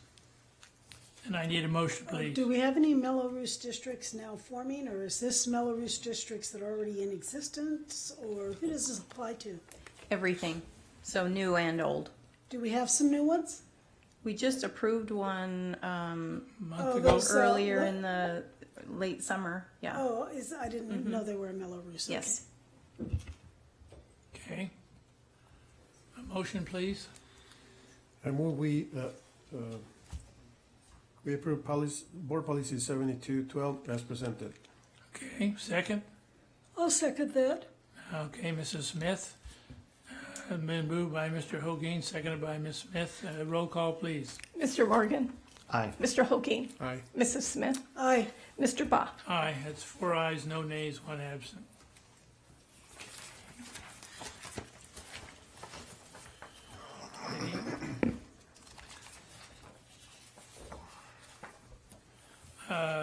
We at Human Resources Discussion Action Item. 195. Okay, Yeah. thank you.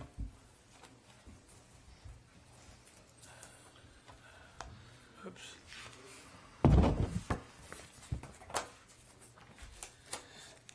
Okay. This is from Ed Services to approval of the dashboard alternative school status. It's the participation and withdrawal form for alternative schools of choice and charter schools.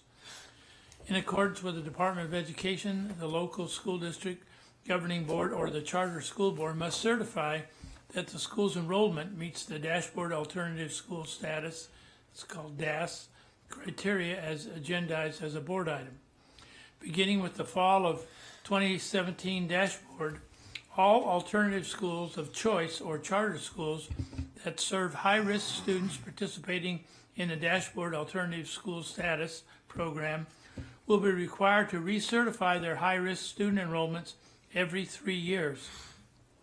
Therefore, schools approved for DAS for the fall of 2017 dashboard will need to recertify before the fall 2020 dashboard release.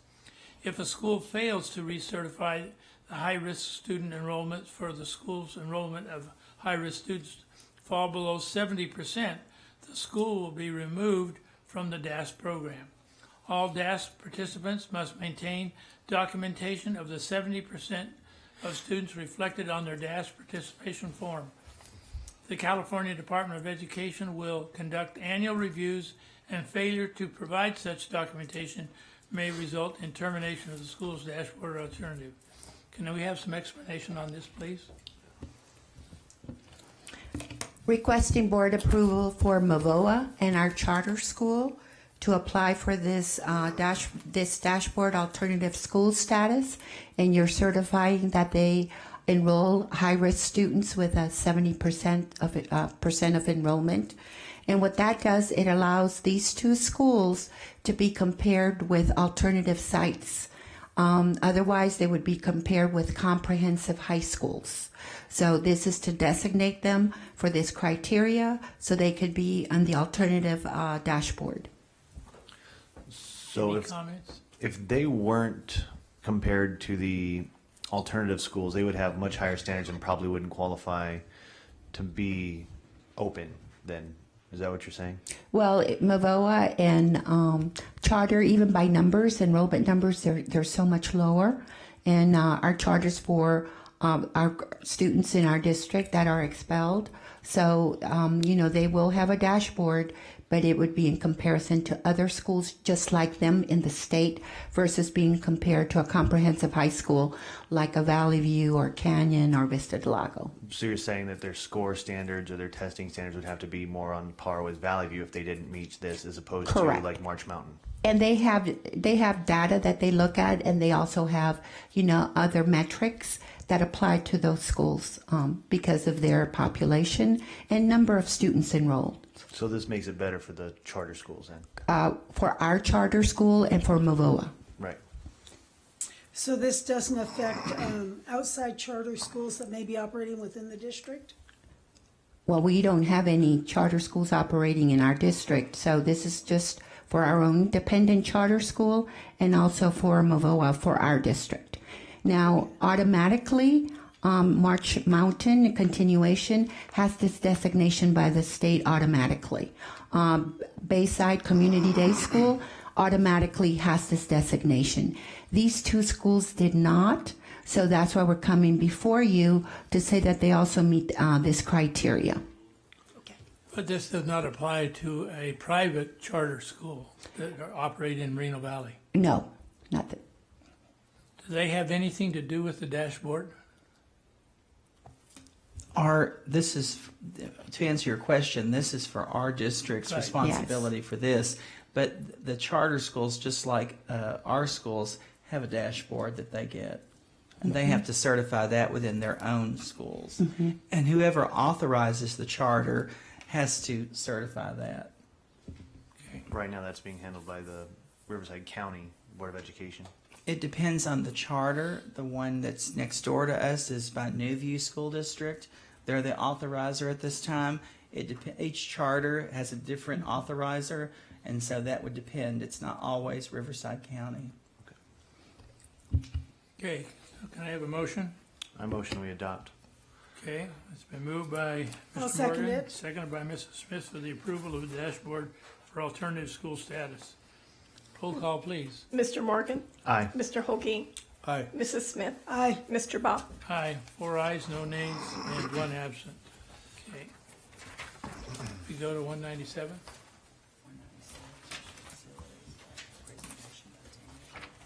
Okay, thank you. This is the facilities planning and development update. So Tina? Good evening. So tonight I wanted to bring to you a facilities update, look at kind of our next set of priorities moving forward.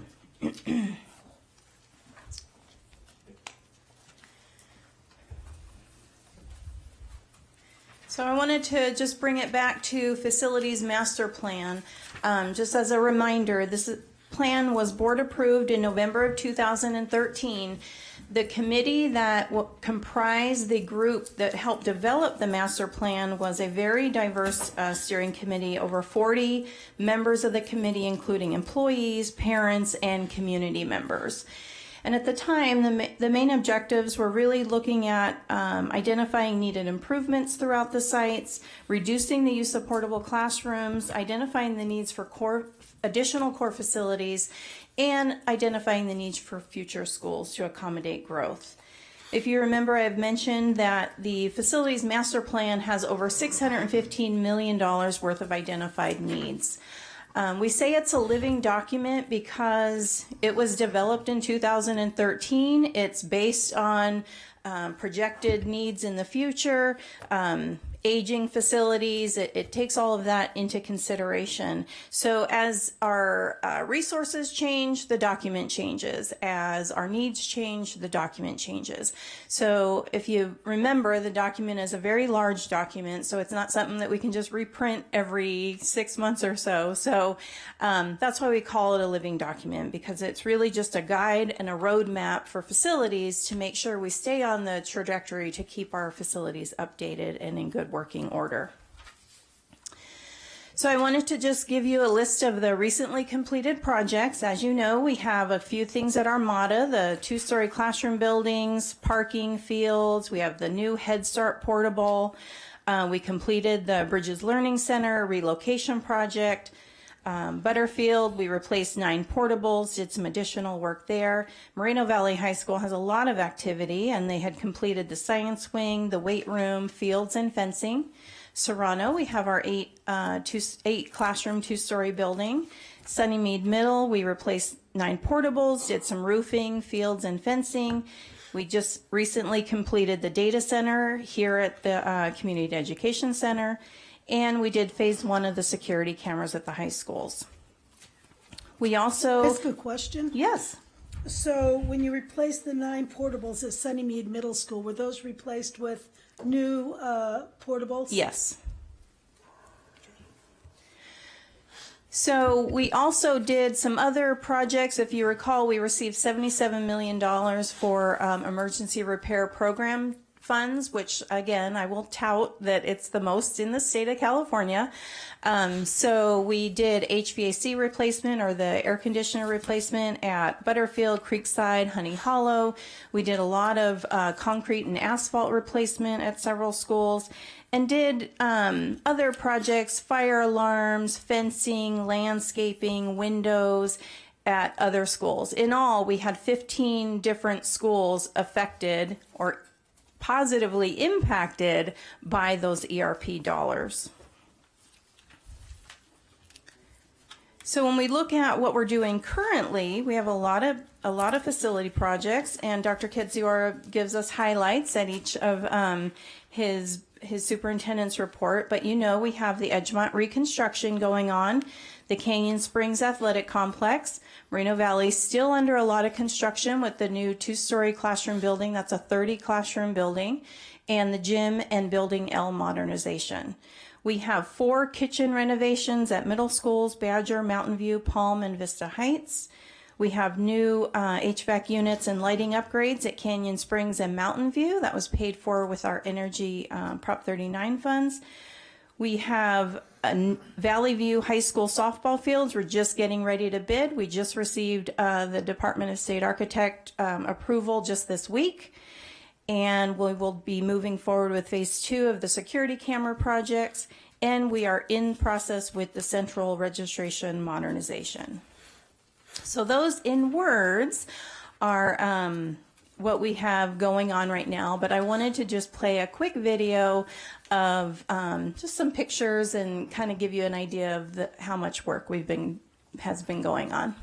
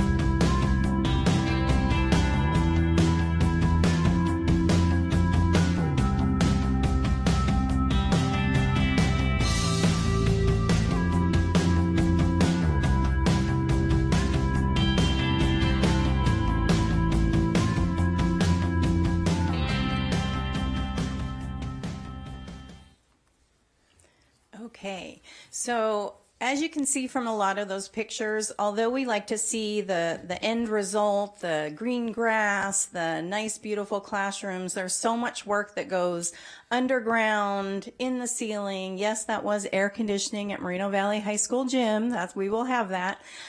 So there's a lot of work that just gets done that we can't always see. So sometimes it's nice to see all of that. Tina, that'll be the first gymnasium besides Bridges at a comprehensive high school that'll be air conditioned, right? Correct. Yeah. Correct. Can you say that again?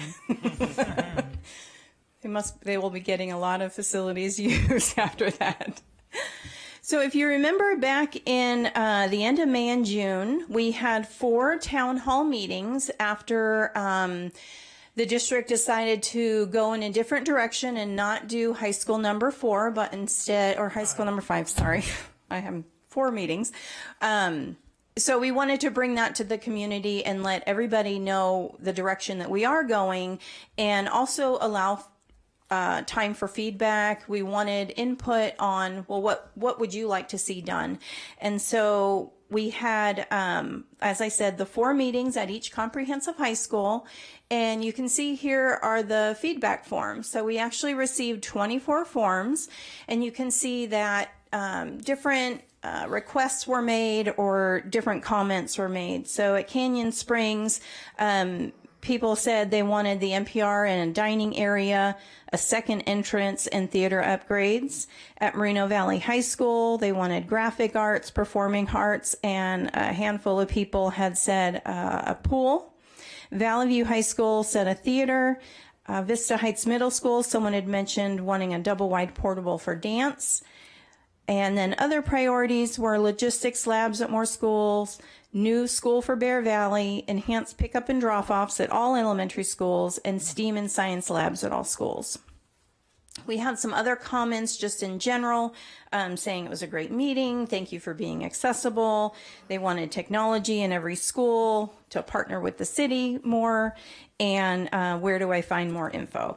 So anybody that had left their contact information, I actually got a hold of personally to follow up on some of their requests. And so that was the feedback that we received. Tina, I would like to add to this that Yes. the Board of Education directed me as the superintendent to convene these town hall meetings.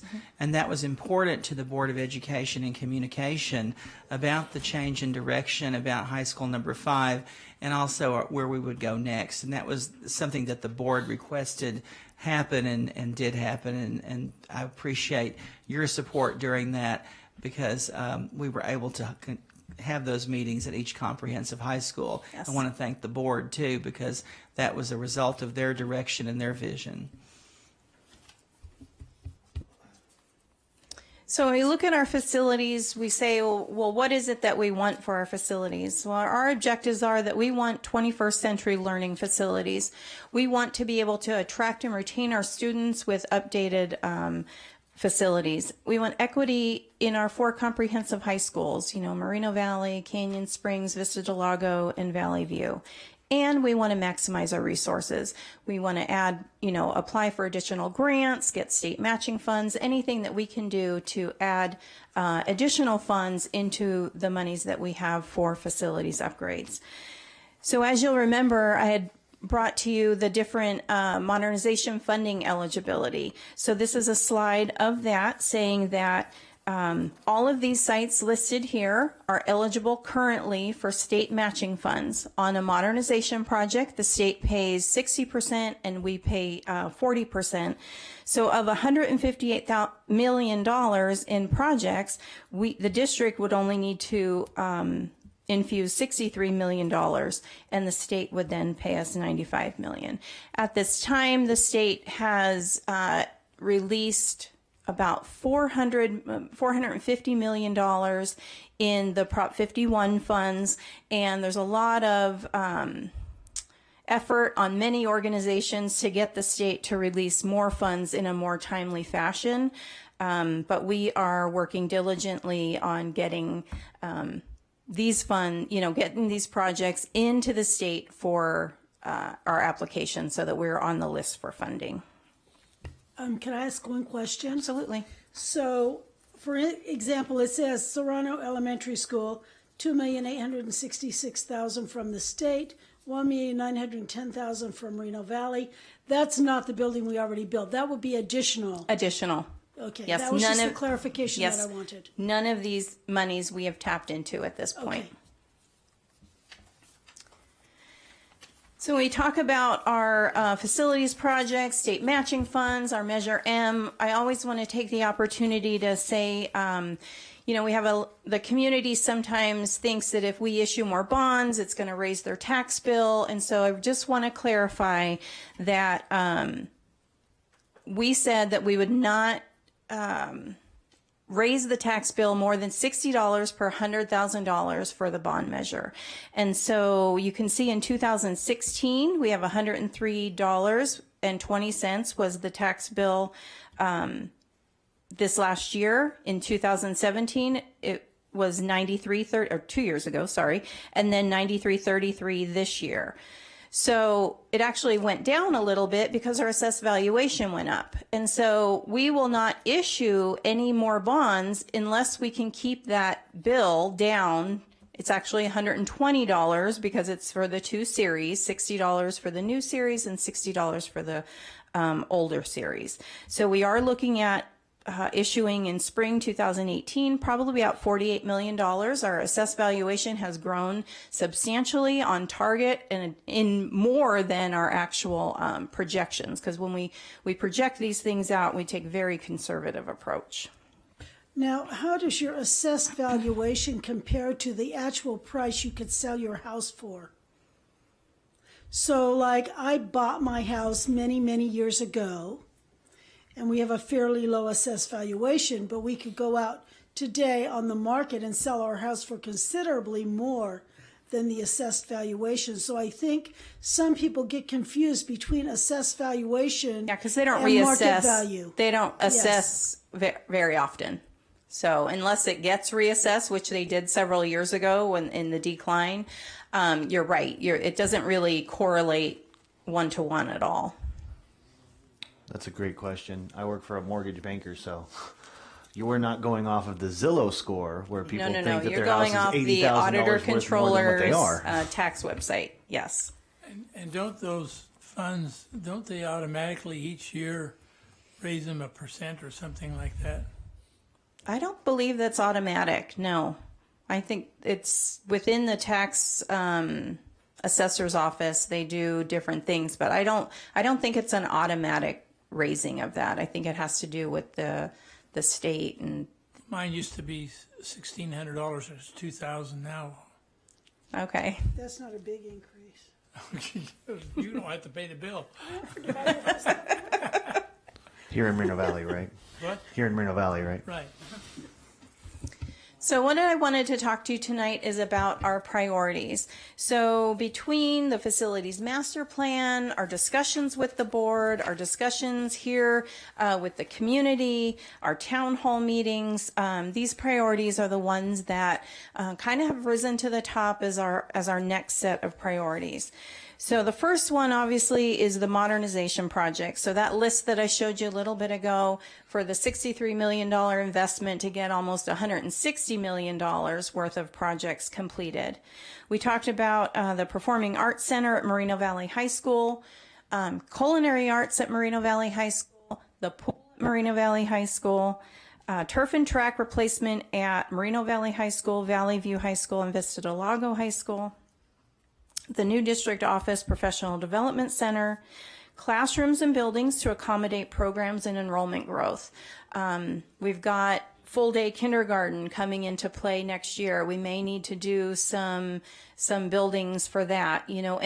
Reducing portables, maybe replacing them with 2-story buildings. So anything that we can do to accommodate new programs, accommodate growth, that's what we're talking about here. Why is it that building another pool at Moreno Valley High School comes before building a pool at Vista del Lago, who doesn't have one? I think we should do both. They're not, these things are not in order, and they're not, that is in the facilities master plan. It is. What you just mentioned, that pool, the pool that you mentioned at Vista del Lago High School, is in the facilities master plan. So it's not limited to this, and these were things that were in addition to that. Thank you. So we do have some sort of structure of what we want to accomplish first, and okay. Well, yes, but we also want the board to give some direction too. We want to have your input because we do have a facilities master plan that is very exhaustive and, you know, was done with a lot of input, but we want your input and we want to make sure that we capture that this evening. Because we can't do everything right now. We know that we're going to do the modernization. We approved architect agreements for all of those modernization projects, but then these are kind of those next step of the next set of priorities that we want to be able to continue to move on. Yeah, I don't have really any priority on the pools or anything like that, but I do think that if we're going to be spending money, we should be spending money on something that's not going to continue to reduce as fast. So less portables, more permanent structures. Mm-hmm. One of the things in this list here that's really important is we're building a $22 million athletic complex at Canyon Springs High School. Very proud of that. But those other 3 high schools will have stadiums that won't have what they have, and within this is something to attend to that, so that they do have something that's not the same, but they will have some benefit. Because one of the things we know is we lose students to other districts that have facilities that students go to and see. So that's why you see the turf and track, the artificial turf and track replacement. And the pool at Moreno Valley High School has been brought up here at the board. And so we look at that because that pool in itself is not competitive, a CIF competitive, and so we want to look at that. But we also know that there's a need for a pool at Vista del Lago High School. In addition to that, we also know that Moreno Valley High School does not have a performing arts center, and neither does the district have something that is utilized, that can be utilized in a larger fashion for the entire district. So that's why those things are on there. You know, Valley View, they did really good last year. That's my alma mater and everything. So I think we should get like a giant stadium out there. Maybe we can even attract the Chargers to want to come and play because they're only playing in a soccer stadium right now. Just an idea. I am. So really, I would just like to ask, I mean, is there other priorities that, you know, that you can think of that we've discussed here that maybe I'm missing, or something, you know, just changes? I just want to make sure that we've got a concise kind of moving forward, because, you know, we have to engage architects and start kind of the planning with these things. As you know, facilities takes a very long time. You decide on it today and you will see it at some point, but it will be quite some time. So we just want to make sure that we're going down the right path. I just want everything finished before my term is up. You're going to be sitting there for a long time. No, that's just backwards. Okay, any other comments on the board? Well, I'd like to comment on, there's a lot of comments that we can make on this list. I mean, there's a lot of things that come to mind. What's in this list and what's not in this list too. But I just mentioned one for now for the sake of time. But looking at the Performing Arts Center in Moreno Valley High School, I think that's a great thing that if we can have that, not just for the Moreno Valley High School, but for the entire district, since you mentioned we don't have one. And I think with what is happening with the arts in the district, especially in the last couple of years or so, and that the district is becoming a focus around the state with the arts organizations coming to Moreno Valley and declaring there's an arts, I forget the name, Arts Now. Arts Alliance. The arts community, yes. So I think it's a great timing for that Performing Arts Center. I know it's not going to happen tomorrow, but it's coming, so I think that's great. At the same time, the students that are going to be using the Performing Arts Center, I'm thinking they're coming from all the different schools to perform there, or to practice there, or to do something there, right? And so are we looking at not necessarily performing arts centers at all the other schools, but looking at the arts facilities at the different sites to make sure that they have adequate facilities to practice their arts or to, whatever they're doing in the arts. Like, for example, is the band room adequate at the high school? Is the arts classroom adequate at the middle school, at the elementary school?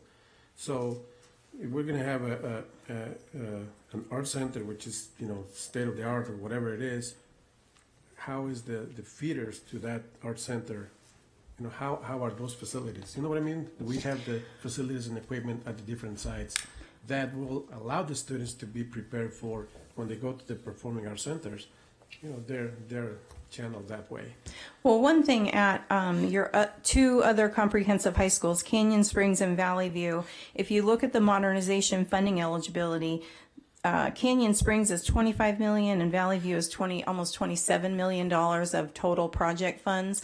So definitely, as somebody mentioned in the town hall feedback, like the theater, when we were in the theater, and we could all agree the theater needs to be updated and upgraded. It has great seats right now because the seats were done, but there's a lot of other work to be done. So within that 25 million and 26 million, we could probably do quite a lot at the other schools, not necessarily the full performing arts center, but definitely getting them up to speed with 21st century facilities.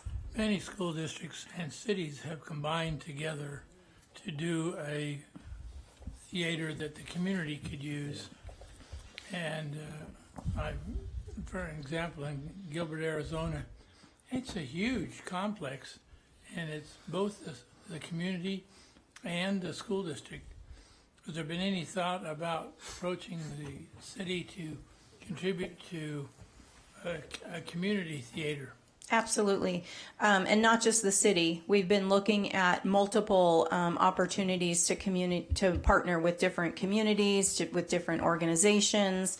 I'm really not leaving too many rocks unturned to make sure that we can get the most bang for our buck, to get as many community relationships and partnerships as we can. We have not approached them yet. We've got some other things that we're working on with the city, but that's definitely in our to-do list. Yeah, for example, you see the theater down at Riverside City Community College. I'd like to see such a thing at Moreno Valley College. It does not have to be at the high school to be used by the whole community. Mm-hmm. That's a great point. That's a great point. My daughter, her dance recital had to go all the way to Lake Elsinore because it was the nearest adequate theater that they could use. So having a community theater or a community project like that where maybe we can even have all the high schools theatrical programs and dance programs all compete at once at that local community center against each other, it would be something that would boost morale and school spirits and just be a big event. Yeah. And also, besides the arts, the different sides, I'm thinking, bring them up to adequacy at all levels, and then having the performing arts centers. And then it may not be only for the arts. Look at the conference center, Moreno Valley Conference Center, and how many events there take place, events that are education related. Like the county office has events there. Like all the organizations, chronic absenteeism is coming up there.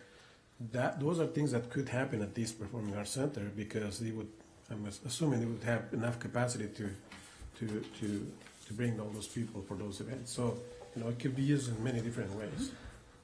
So. My only other comment is we keep using the word adequate. We need to make sure these other things are adequate. And one of the things I've gotten quite a few different coaches from around the district messaging me about is that they feel their athletes, their student athletes, are being poached by other surrounding districts, and that's a big problem. And when you're just adequate, you're not going to retain a bunch of people, whether it's in arts, whether it's in athletics, or whether it's in education in our classrooms. So I don't want to strive to make things adequate. I want to strive to be an industry leader, a leader in our area in some of these things. If we have a top-of-the-line athletics complex at Valley View and at Canyon Springs and at Moreno Valley, and even if we start focusing on one at a time, even if it just starts at Canyon Springs and we give them a great gym the great sports complex with a great weight room and a great medical facility so that they get great care. That's something that students, when touring the campus, would see that, would say, well, I'm not going to get this at Val Verde. I'm not going to get this in Riverside. This is awesome. If we're a leader in our area, we're not only going to just get our own students, but a lot of other students, without us having to poach them, would want to come here because we have way better facilities. We have way better opportunities for them, because to a lot of these kids, their life is football or baseball or whatever. And yeah, they're coming to school and they're maintaining their grades because they have to, because they want to get to a Division I college so that they have a shot at their dreams. And if we have the best path for them to achieve their dreams, then we can attract more kids looking to achieve their dreams. And that's what we really want. We want our kids to be dreamers. We want our kids to have lofty goals, not just be adequate. And then in the classrooms and the buildings to accommodate programs and enrollment growth. And definitely in the classrooms and like the science labs and all those classrooms that are housing the programs that are given the district, state, national awards, like STEAM, like many others that are taking place now. Those classrooms not only adequate, but up to the level that the students can really feel proud of being there and then getting the award at the national level. I mean, when the national magazine comes to Moreno Valley and they're going to take a picture for the national magazine, we want the classroom to look at the national level, right? Have Terminator arms and all sorts of scientific stuff. I want y'all to know that the district is hosting the National Building Assets Reducing Risk Conference this spring in April 19th and 20th. And while they have been, they hosted it a year before at Moreno Valley High School, they realized that our facilities, when they came, I was kind of like, I can't believe y'all are going to have this here. But they said they like how they're treated here. They like how people work with them here. So I think facilities, yes, we want to improve them, but we also have something here too that attracts people. And to say that the National Building Assets Reducing Risk Conference is coming to Moreno Valley April 19th and 20th, they could have been anywhere. Yeah. And they're coming here, and they're going to be at Valley View High School. It's all about freeway access too. I think that you have a good point there, that the treatment, the people, the hospitality, and all those items, are there, and we know we have the right people here, and so we just have to complement it with the facilities. Absolutely. Okay, excellent presentation, Tina. Not quite. Almost. Okay. Sorry. I'm trying to get out of here, man. So what are our next steps? Well, we are submitting our eligibility applications to the Office of Public Schools Construction. That's based on that list I showed you. We are finalizing our architect agreements because we want to get them moving on, especially all of our modernization projects, to get those get in line for funding so we can move forward. As I mentioned before, we're looking for additional funding sources, grants, community partners, anything to help us, extend the dollars and get as much that we can. And we've seen in many instances in the district how the community partners, it really just impacts the program, CTE, band, and anything. It really helps greatly. We're going to plan for our next bond sale, and then we're going to develop our project implementation plan and timeline and cash flow, because we have to make sure that we have enough funds in the bank, in the accounts, to make sure we can complete the projects. So with that, if there are any questions or comments, then I can be done. I think we've questioned out. Okay, thank you so much. Okay, next we have Facilities Plan and Development Update presentation. That's not what I wanted. Yeah, I got some questions on this one. This is a resolution to approve the award of a contract to Fisher for certain additional work and improvements at Edgemont Elementary. What got my attention was the $180,000 change order. So would you like to address that, please? Yeah, definitely, as much as you, we don't like change orders. Unfortunately, there was an unforeseen condition to the contractor at the time of the bid regarding site conditions. We had some serious slopes and underground issues that we did not know about at the time the documents were submitted, and so unfortunately we're at the mercy of getting this done. It's required. It was not part of the original contractor bid documents, and we have to get it done. So the people who may have bid and they were not awarded the contract, they didn't know about this either? No, nobody did. Okay. We did not. And this allows us to not to have to go out for a competitive bid for this project. For that Cheaper. piece of it. Yeah. Hmm. Especially timing. That's the other thing. We need to get moving on this so we can complete the project in time.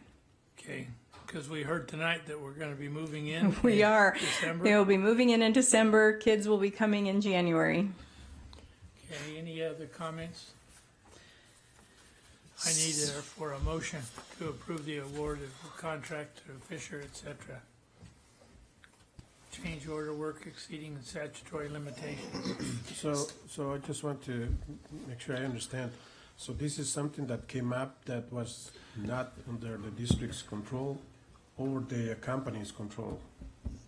Or did they? It was because of the site conditions. There was some sloping that the engineer did not account for in the bid documents, and now we have to account for them and modify the parking lot and things of that nature for that. How reasonable is the $180,000? It's reasonable. It's reasonable. That's the cost of a small house. Okay. Yeah, well, the school's over $30 million, so. Okay, I need a motion. A motion. Been moved by Mr. Morgan, seconded by A second. Mr. Holguin. Call for the vote, please. Mr. Morgan? Aye. Mr. Holkeen? Aye. Mrs. Smith? Aye. Mr. Baugh? Aye. 4 ayes, no nays, 1 absent. Okay. Let's see. Uniform allowance. Would you like to address this? Sure, Mr. Ball. This is actually another result of our recent PERS audit. And what this actually allows, it's a benefit for our employees who currently receive a uniform with the school district for their particular classification or line of work.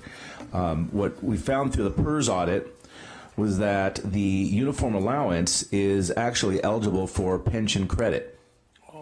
And that had not been brought to our attention before. So per a fiscal year, per employee, they are eligible for up to $2,000 of serviceable credit on their PERS, assuming that they were hired before January 1, 2013. You'll remember when the pension laws changed, that defined the classic members versus the new members. So any employees hired after January 1, 2013 would not be eligible for this benefit. But we did sit down at the negotiations table with CSEA to make sure that we were in compliance with the law. And so now, should the board approve this, this will actually be added to the eligible members' paychecks as part of their PERSable income. This is probably all the classified units. It's not all, but it's the folks who do actually require a uniform. So if you look on the next page, under the list of the appendix there, you can see some of the classifications that would be represented by this. Painters, electrical workers, carpenters in general maintenance, locksmith, nutrition services workers, and so forth.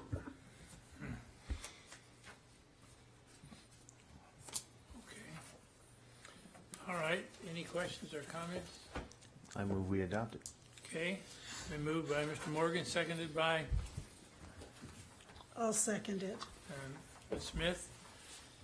Roll call, please. Mr. Morgan? Aye. Mr. Holkeen? Aye. Mrs. Smith? Aye. Mr. Baugh? Aye. That's 4 ayes, no nays, 1 absent.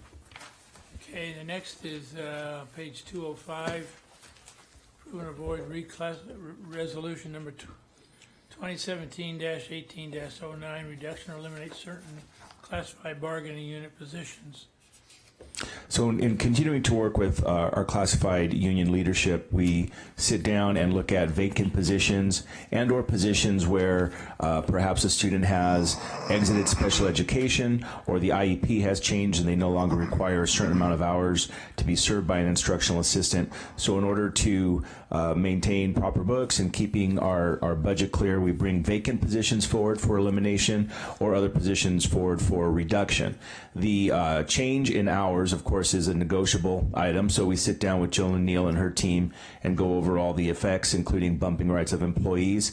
As a result of this item, again, as we've done in the past, no one is actually losing a position or being laid off as a result of this action, but it does get rid of some vacant positions and it does reduce some hours for certain employees whose services are no longer required at that level. Okay, any questions or comments? I need a motion then. I move we approve resolution, what is it, 2017-1809? Okay. I'll second that. It's been moved by Mr. Holguin, seconded by Ms. Smith. Roll call, please. Mr. Morgan? Aye. Mr. Holguin? Aye. Mrs. Smith? Aye. Mr. Baugh? Aye. It's 4 ayes, no nays, 1 absent. Okay, the next is to recommend to increase the salary compensation for health and welfare benefits for non-represented employee groups. This has to do with the management people, does it not? That's correct, Mr. Bob. Primarily the management people, the non-represented groups. This would afford them the same changes in compensation that the board approved earlier this evening for our two associations.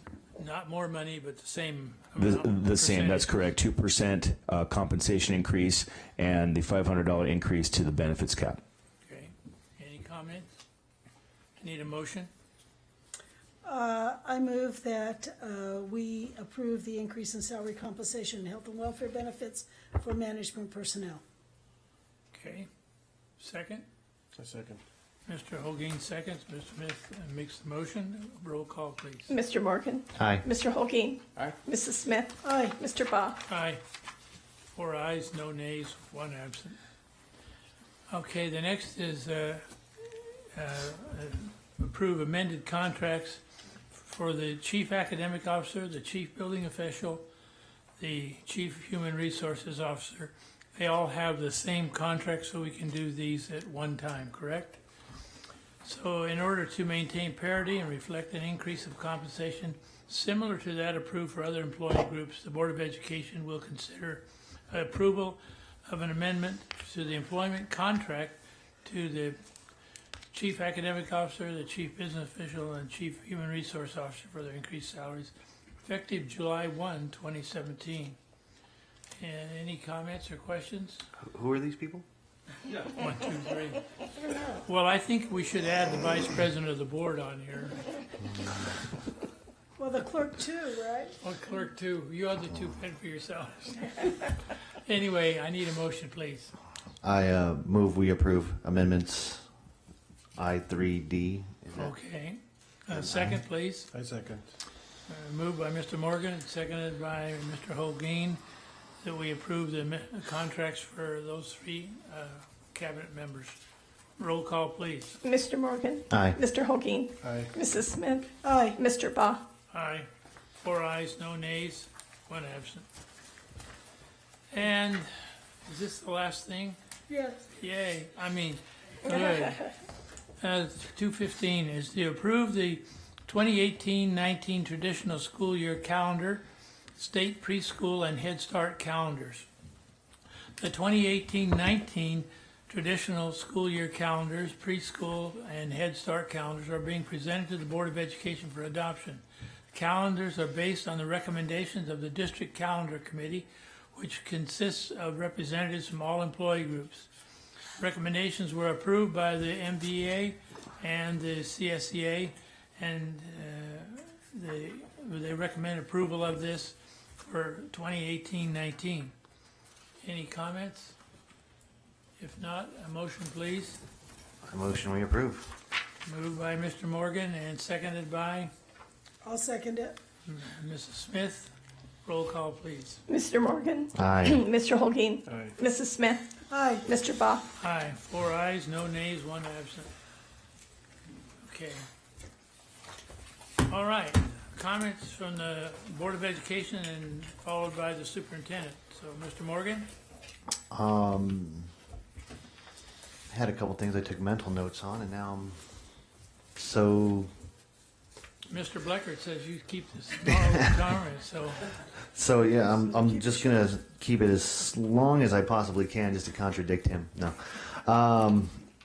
what was it?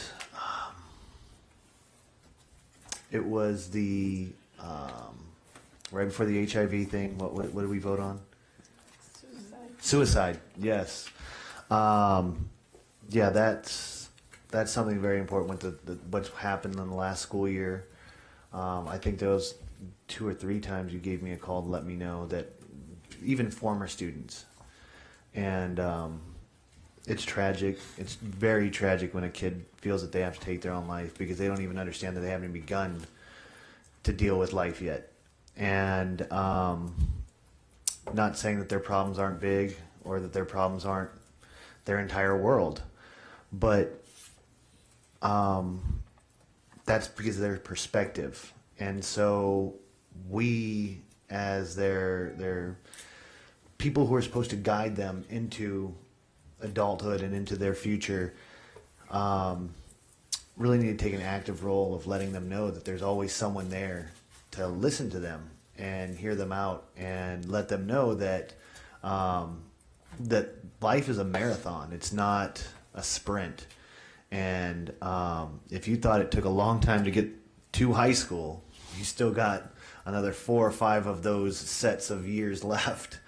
So yeah, it's something tragic. And I know my family has been personally affected by suicide. So it's something that's really important to me. So I'm glad that we did that. And it's really huge. So anything that we can do to improve that area and the bullying and just everything like that in schools, because that all affects into it, is something that I'll always vote to support. And that's really all I have to say tonight. So I just want to say thank you for the presentations this evening. The facilities was great, and the update from the superintendent was outstanding. Thank you for bringing this up to, all what is happening and continues happening in the district, and the great things, the great programs, and the recognitions, and that. Dr. Reddy, thank you for those updates to the contracts and your work in the negotiations, and I'm glad that everything turned out okay at the end, and everything keeps moving forward. And obviously, very well, everything that is happening in the academic area, people continue getting that professional development and getting continuously prepared to be able to serve in the classroom and our students. So thank you, all of you, for the work. I just want to mention, especially for the board members, there is the 5th annual Reducing Chronic Absenteeism Regional Conference coming up this Friday at the Convention Center, Riverside Convention Center. And this is something that the district has been partnering or is partnering with many different organizations in the county, including the district attorney and several others. I think this is a good conference to attend, and you have the time. I would encourage you to attend if you can. Message is going to go out tomorrow to all the school board members in Riverside County, because we were asked, Riverside County School Boards Association, we were asked to distribute the flyers, so it's coming tomorrow. You'll probably get one too. And there's always a lot of conferences and workshops taking place, and we try to share with the superintendent whenever something is happening, and not only within the district, but at the county level and other areas. Some of those conferences are very beneficial as a professional development piece for all of us. And so I appreciate the superintendent always sharing all those events coming up. The last thing I want to mention is we saw last week there was some kind of a career fair. I wasn't able to attend on Saturday. And then the historical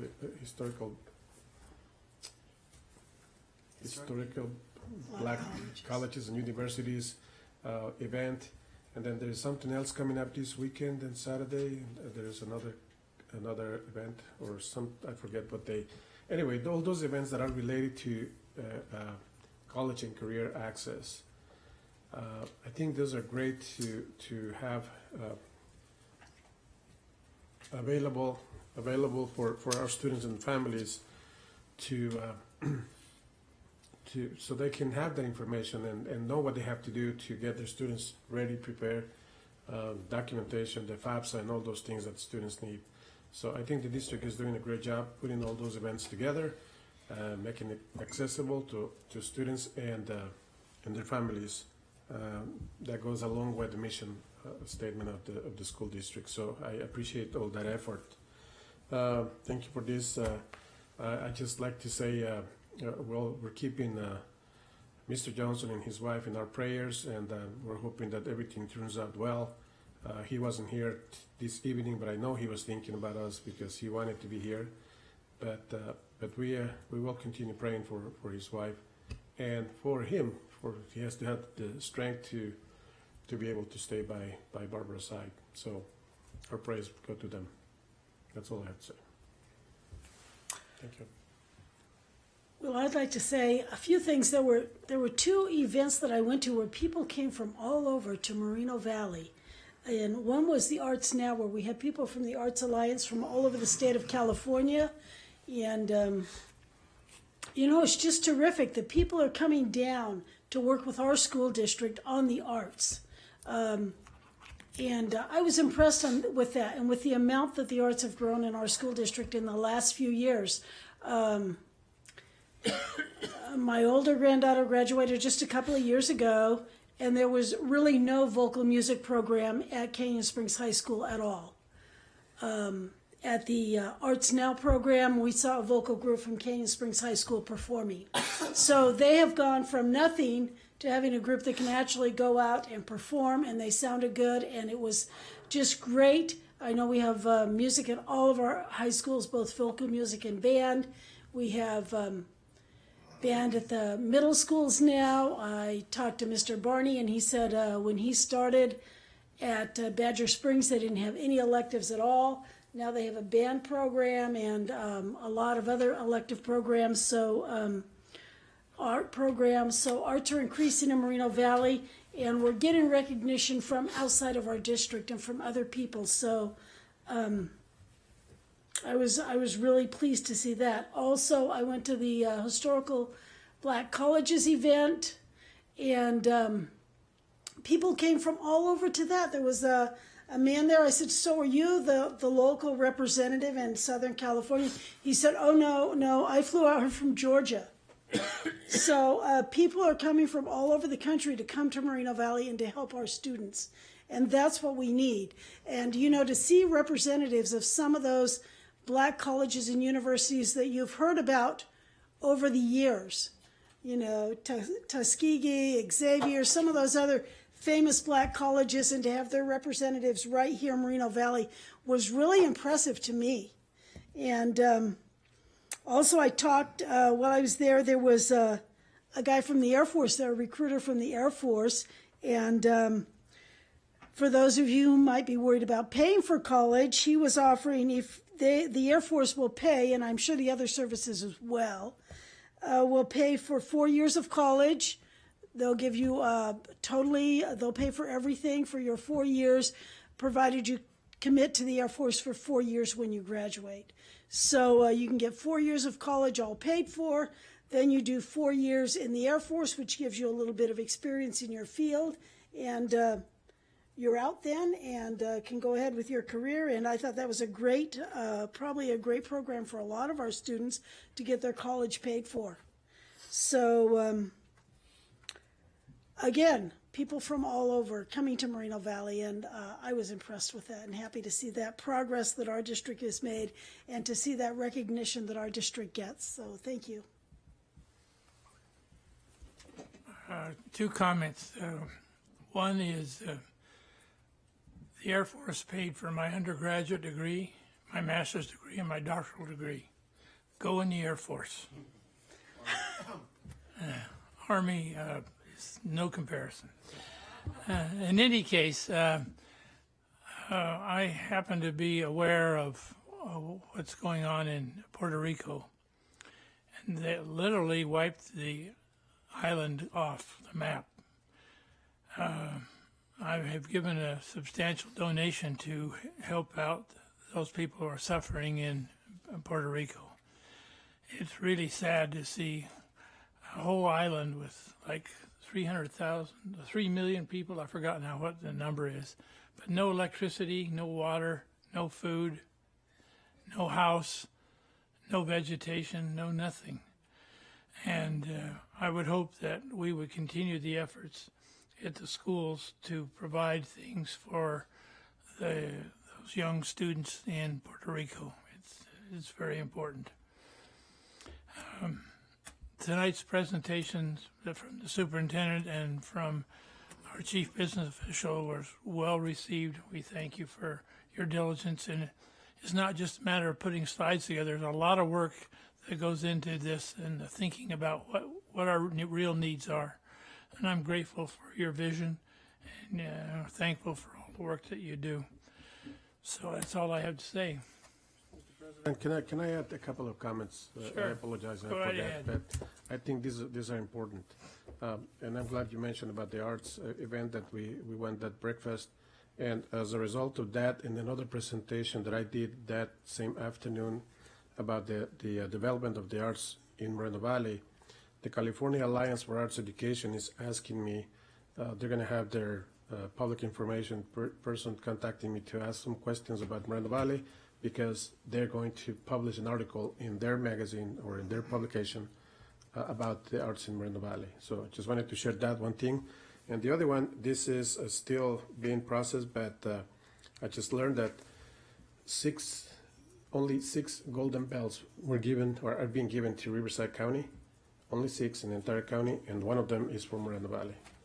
So just wanted to share that. Thank you. Thank you.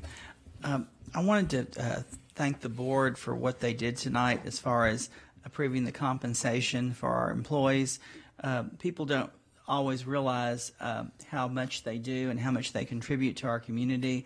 But I do want to say that our 3 cabinet members that support me and you every day do an outstanding job, and I just appreciated the compliments to them tonight, because starting with Maribel and academics, that study session was outstanding that she did with her team. Tina's facility presentation with her team was excellent, and then Dr. Verdi, what he's done working with the employee unions is outstanding, and I'm very appreciative of their work. I do want to say that the board in its vision in the LCAP approved 2 positions. One of those was Daryl Scott, the Director of Safety and Security. Another one was Chris Weddle, who's the Public Information Officer. Tonight someone said, are we prepared for an emergency? I want you to know I'm comforted by these 2 men every day, because there's always something happening in our district. And many times we don't tell about it because we want to resolve it.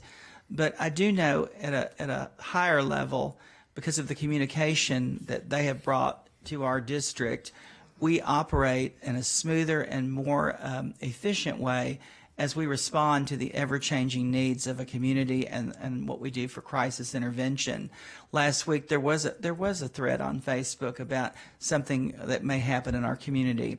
It was immediately responded to by our Director of Safety and Security, Daryl Scott, and our Public Information Officer, Chris Weddle. Immediately, they were helping me develop a parent link, and we were working with the police department. So I want the public to know that we take these concerns very seriously, and that's why we do call home and let you know what we know as it's happening. The other thing is, we were asked about safety if we had, or secure, or emergency, if we were to have a event such as the ones we hear about in other parts of the country and the world. And I can tell you that Mr. Scott has done an excellent job in making sure that every school has a safety plan that is complete with what would be done and what would happen should something happen. And you had those due to you recently, didn't you? They're due every year. March 1st, but you update them every year with them, and you work with the schools. So I want the public to know that that's taken very seriously. That was one of your charges when you began this position, and you've worked with each principal to make sure those things are in place. There are drills done every week, at every school, earthquake drills, fire drills, lockdowns, practice. There's always safety is the cornerstone of the school district, but it's even more developed because of the work of Daryl Scott and Chris Weddle, who's the public information officer. So I just want to say to the board, thank you for these additional resources and support, because we didn't have them before, and I worked here when they weren't here. And we did a lot of it ourselves, and we didn't do as good a job as we can do now with these additional people to support this work in the district. So thank you. And then I also want to say that we should keep in our hearts and our minds and our prayers Mr. John, I'm going to say it, Mr. Johnson's wife, and then we should also think about Aaron Barnett, because they are going through some difficult times, and we are a caring and supportive district, and I just hope everyone thinks about this and realizes how important we all are to each other. Thank you. Okay, I believe that adjourns the meeting at 9:45. Amen.